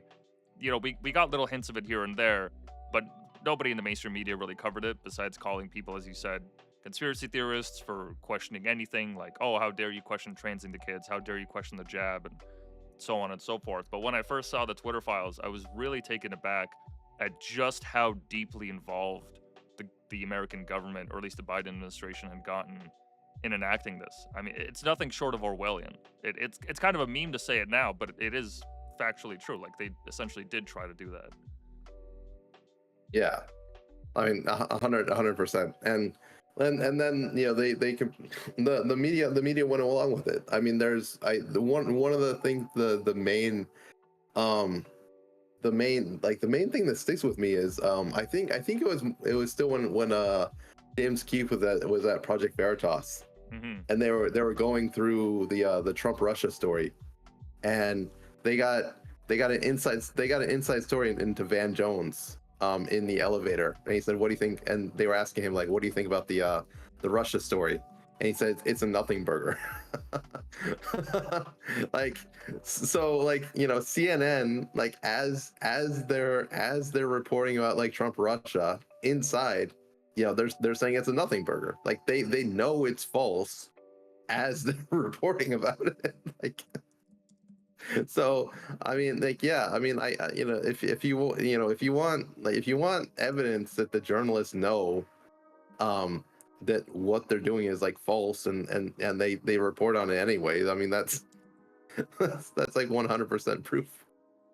Oh yeah, the best one is the best example is the Epstein story. Have you ever seen uh the the leak Well, is of that the the Fox News where she said we had everything? That it, one? it wasn't, I think it was CBS or something, but yes, it is that exact video where the journalist um not only goes on to say that they had all these stories, but that they were also pressured by Buckingham Palace in the UK, where if they started running these stories on Prince Andrew and his ties to Epstein, that they would lose access to the royal family. Um, what what struck me about that video is just the absolute ego of that woman talking about how she could have been the first one to scoop the story, how they had all the sources, how they had all this information and they didn't get it, like as if it was a fucking game for her to win. Well, yeah, I think that's okay though, because I mean, as a journalist though, that's what you want. Like that's a career defined. Like that's like the career defining, stories you want to go for. Of like, look, we exposed Buckingham Palace and we exposed Prince Andrew. Like we exposed this. Like, I mean, that's something like that's the kind of like yeah, I mean, yeah, that's the kind of, story that you like, that people like dream of exposing and having. And so for her, like I completely understand where she's coming from, of like saying like, I had the story of the century and it was taken from me, and just being salty about that. But I mean, like, I don't know, she capitulated, so what are you salty about? Yeah, Like, and I totally get your perspective too. In regards to like this is ideally like what we want journalists to kind of think about it. It's just for me, it's the human element. Like just as you're covering the story, like do you just get so divorced from reality, like being as a journalist, that it just all these incidents they just become stories and they're not really like there's no sense of like I don't know, maybe it's naive to think this way, but like not right and wrong, but just the scale I and mean, scope of what happened and trying to think of that yeah, in terms of the I mean, victims and yeah, the I, implications of I, that. I yeah, I mean, I completely, think about it that way. I mean, I mean, it's mostly just kind of human nature to think about, like, um, I mean, because it gets monetized that way. I mean, it's true, you know, it's true there are victims and there's actual real human cost of, like, if you're not exposing it, these victims will continue to get, exploited and victimized, as well, as long as you're silent. Hmm. um but it's kind of like saying, like, if you were to expose that on Twitter, to say like, oh man, I could have been the first person to tweet about Epstein, and man, I missed on those 50 million impressions from that tweet that someone else got to. Like, you're gonna be sour about that. I mean, like, Yeah. more definitely you're gonna be sour about someone else taking those impressions. So I mean, it is, I won't speak, to that too much, but I mean, yeah, I definitely understand her reasons for being sour, but I'm also going to criticize her, that for her silence. No, absolutely. And I love how this Project Veritas it became this meme at its height when James O'Keefe was still there, to the point where like how the fuck were they able to convince all these people that the date that they're like undercover like reporting on, like it was typically like they used like Grinder and whatnot to get a lot of these like politicians and all these people to talk openly about it. But just like you just see them sitting in this setting, it's just like a diner in the middle of the day. It's not even like some like Yeah, deep throat Nixon Watergate like meeting in a parking lot type of scenario. It's like no, these like they're just sitting out at dinner being like, oh yeah, no, like we 100% covered that story up, we 100% did this, we 100% that did that, um and they're yeah. just No, I openly mean, talking that's about it. Like what the like, do you guys have not any cogsec? Like I don't understand. well, no, but I mean, like, but that's normal though, because I mean, these are like, these are just like normal, people, in their day lives. And if you ask someone about what they did at work, they're gonna, for most people are gonna assume that it's not gonna, like, even if you talk to it at dinner, that even if someone else gives it like secondhand to someone else, that the information, unless it's being recorded, isn't going to go too far beyond, you know, that conversation. And so I think they feel safe to talk about it, as like they're trying to like impress their date and say like, oh, I did this cool thing at work, or where do you work, kind of stuff like that. What I like is like there's one where the guy is like specifically talking about like, oh man, we need to be on the watch for Project Veritas. Yeah, there's been a couple of those, yeah, where they're like, oh, we really got to be careful. It's like, oh man. We've got, and it's like you're talking to them like as you're being recorded, and like, yeah, it's those are the funniest ones. Yeah, I've seen a handful of those, and I don't know what the fallout was between Project Veritas and James O'Keefe. I'm really glad that James is still out there doing his thing. It still surprises me to no end the amount of like stuff he's able to uncover that are like legitimate, like world-shattering scandals that everyone should be aware of, and it should receive wall-to-wall coverage every single day, 24/7. But they just, you know, they get clicked on, and then we move on to the next thing in our 24/7 news cycle. It never ceases to impress me how good they are, or how good James is at getting all that information. Yeah, I mean, I think James is, but I mean, like the most of what he does is runs directly counter to the mainstream media news. Of like he's exposing the mainstream media most of the time, and so like they're you know they're not going to cover it. I mean, it's really to the point of like the revolution will not be televised, like literally, because you know he's you know like you know what amazes me is not that it's not that people expect the mainstream media to cover the stuff he's covering, because you know they're just gonna like like could you imagine CNN covering like you know like their own you know Russia get his bunk? Like they're not going to do that. So Yeah. it's not the like it's what surprises me is not the expectation that mainstream media should cover their own downfall. It's that people still have this you know idea in their mind that unless something is on the mainstream media, it's not legitimate, and that kind of needs to change. Like I'm amazed at how long it's taking people to break that that like hold on their mind. Well, it's a lot of it, I would imagine, is to do with the baby boomer generation and the amount of trust that they place in the media, because that's what they grew up with, that's what they know, and social media has a lot of fake news, and it's very scary for them, and they have a hard time distinguishing what's real and what's not. I mean, like anyone else does. I don't want to just say like baby boomers are unique in this. Yeah. There's still quite a few people my age that I know that like will still gladly parrot the lines of mainstream media and go along with it, because, well, yeah, it's a lot easier to, you know, look at someone that's sitting in this well-made studio that's got, you know, they have offices all over the globe. They have all this money that's put into the like production. yeah, the money that's put into it, like it looks, yeah, because like, oh man, they're putting the reputation on the line, so it must be good, or like it's ABC, so it must be good, kind of thing. And I think it gets even more insidious than that, in the sense of like with like Saddam Hussein in 9/11, the fact that like they knew like you know immediately after the attacks happened, all of a sudden all the media companies automatically magically knew who it was and what was going on almost immediately after that, and they started doing it. I think what's kind of scary about it is like I think it's a lot of like problem reaction solution kind of thing, where you know stuff is engineered so it's like to point people in a certain direction, and it makes sense because they build around, you know, like there's already a narrative that's like built around what's happening, in the sense of like, oh, America got attacked. Well, you know, this is the mechanic. This is who did it. This is what we have to do. Like, there's already built into a story where people don't have to think. They just have to. They can just accept what's presented to them. Yeah.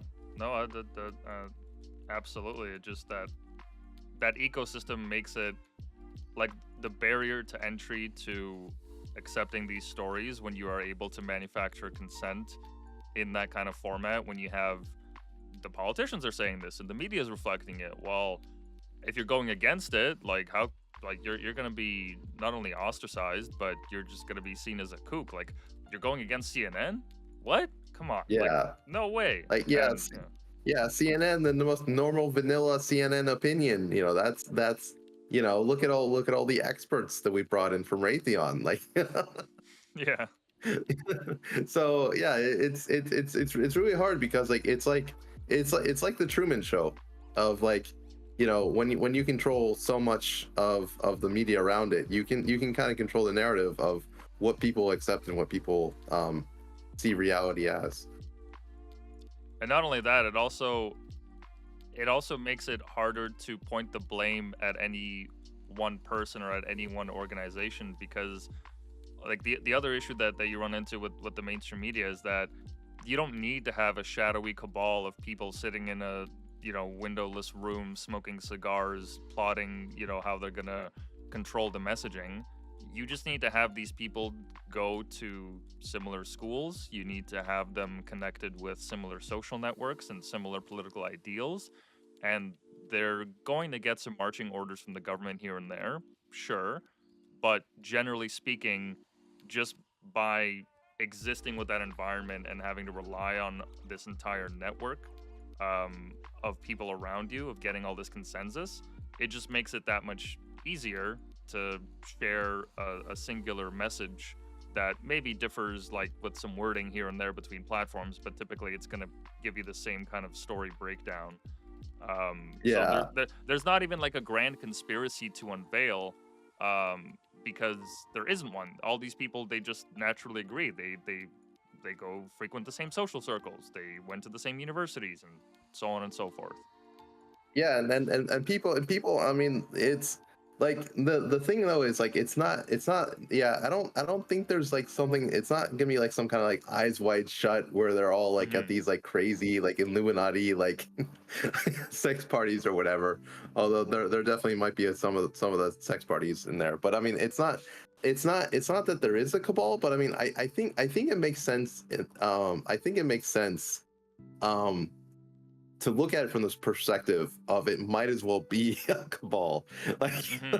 the behavior, like the outcome of the behavior, with like if you look at it from a black box, like it almost makes sense to look at it that way, because the behavior of having some mustache twirling guy in the back room smoking a cigar is almost the outcome of what you see happening anyways. And the reasoning, the actual reasoning behind that black box is the reasoning that's happening on that black box is it's just people playing tennis together and saying like, hey, we have these we have these transgender surgeries. Could you pop that in the bill so to give us some extra business, and I'll put some towards your fund, and towards your next campaign. Does that sound okay? Like it's those levels of small interactions that are actually like building these connections that work against the whole population of just people taking advantage of their positions, and they're probably not even thinking that much of it when they're doing it. But the result of that ends up being this thing that might as well be eyes wide shut. Illuminati attack against the populace. Yeah, yeah, yeah. It's true. Yeah, if the outcome is the same, then it might as well be that. Because even like if you're to step outside of the line or to step outside the norm, and you make yourself a target for the zeitgeist or wherever it's headed, like that shit immediately gets shut down. The most famous case that I know of would be like when at the height of the migrant issues in New York in the last, I think, 2 years or so, when Mayor Eric Adams came out and he started speaking against it, being like, look, like we are genuinely struggling. We cannot house all these people. We need to figure out a way to do something with the border. And he used to be the chief of police for New York, so the guy is not without experience regarding what happens when you import all these people into the main population. Like he's been around the block enough to know what is going to happen to crime levels and public safety when this kind of stuff happens. Except when he started talking about that, immediately he was put under investigation by the Department of Justice for potential foreign funds going into his campaign. I think it was via Turkey or something like that. But it was like night and day. It was like this, like instant. The moment that he started talking about it, like within the next week, he was under investigation. And I don't know whether it's, I don't know if the investigation is legitimate or not. For all I know, that the Turkish could have actually bought him off for whatever reason. I have no fucking clue. But you could see like the machine, for lack of a better word, how it just snaps back at the people who are not willing to go along with the messaging. Well, that's yeah. Well, I mean, and it's always crazy to see of like just how much the government and like these entities are willing to go through in order to kind of protect themselves. And it really, like, it's just like you just have a bunch of crazy, psychopathic narcissists in these organizations that are able to, get influence. And when you when you get on their bad side, they do whatever they can to crush whatever opposition there is. Absolutely. And I think we'll close off with that because we're reaching the 4-hour mark. I don't want to keep you longer than you got to be. Yeah, I need. I'm starting to doze off a little bit, but yeah. No, that's more than fair. I appreciate you extending your stay here. It's been great talking to you. Yeah, is there anything else that you wanted to mention? Any initiatives that you're working on? Any future projects people should watch out for? Well, I guess the main thing on X is mostly just that I'm making more Pokemon cards. I'm streaming every day, nearly every day. I have this crazy schedule that I'm doing, and people keep, I don't know, people keep asking me to roast them, which is a very interesting position to be in. No, that's awesome, man. And I look, I'll say this much: when the advice that you gave me regarding my page and how I should go about min maxing, like reply guying and all that, it helped a lot. It certainly helped a lot. So I encourage everyone, bombard Kion with DMs and replies so that he can roast you too, because some of the advice he gives is actually top tier.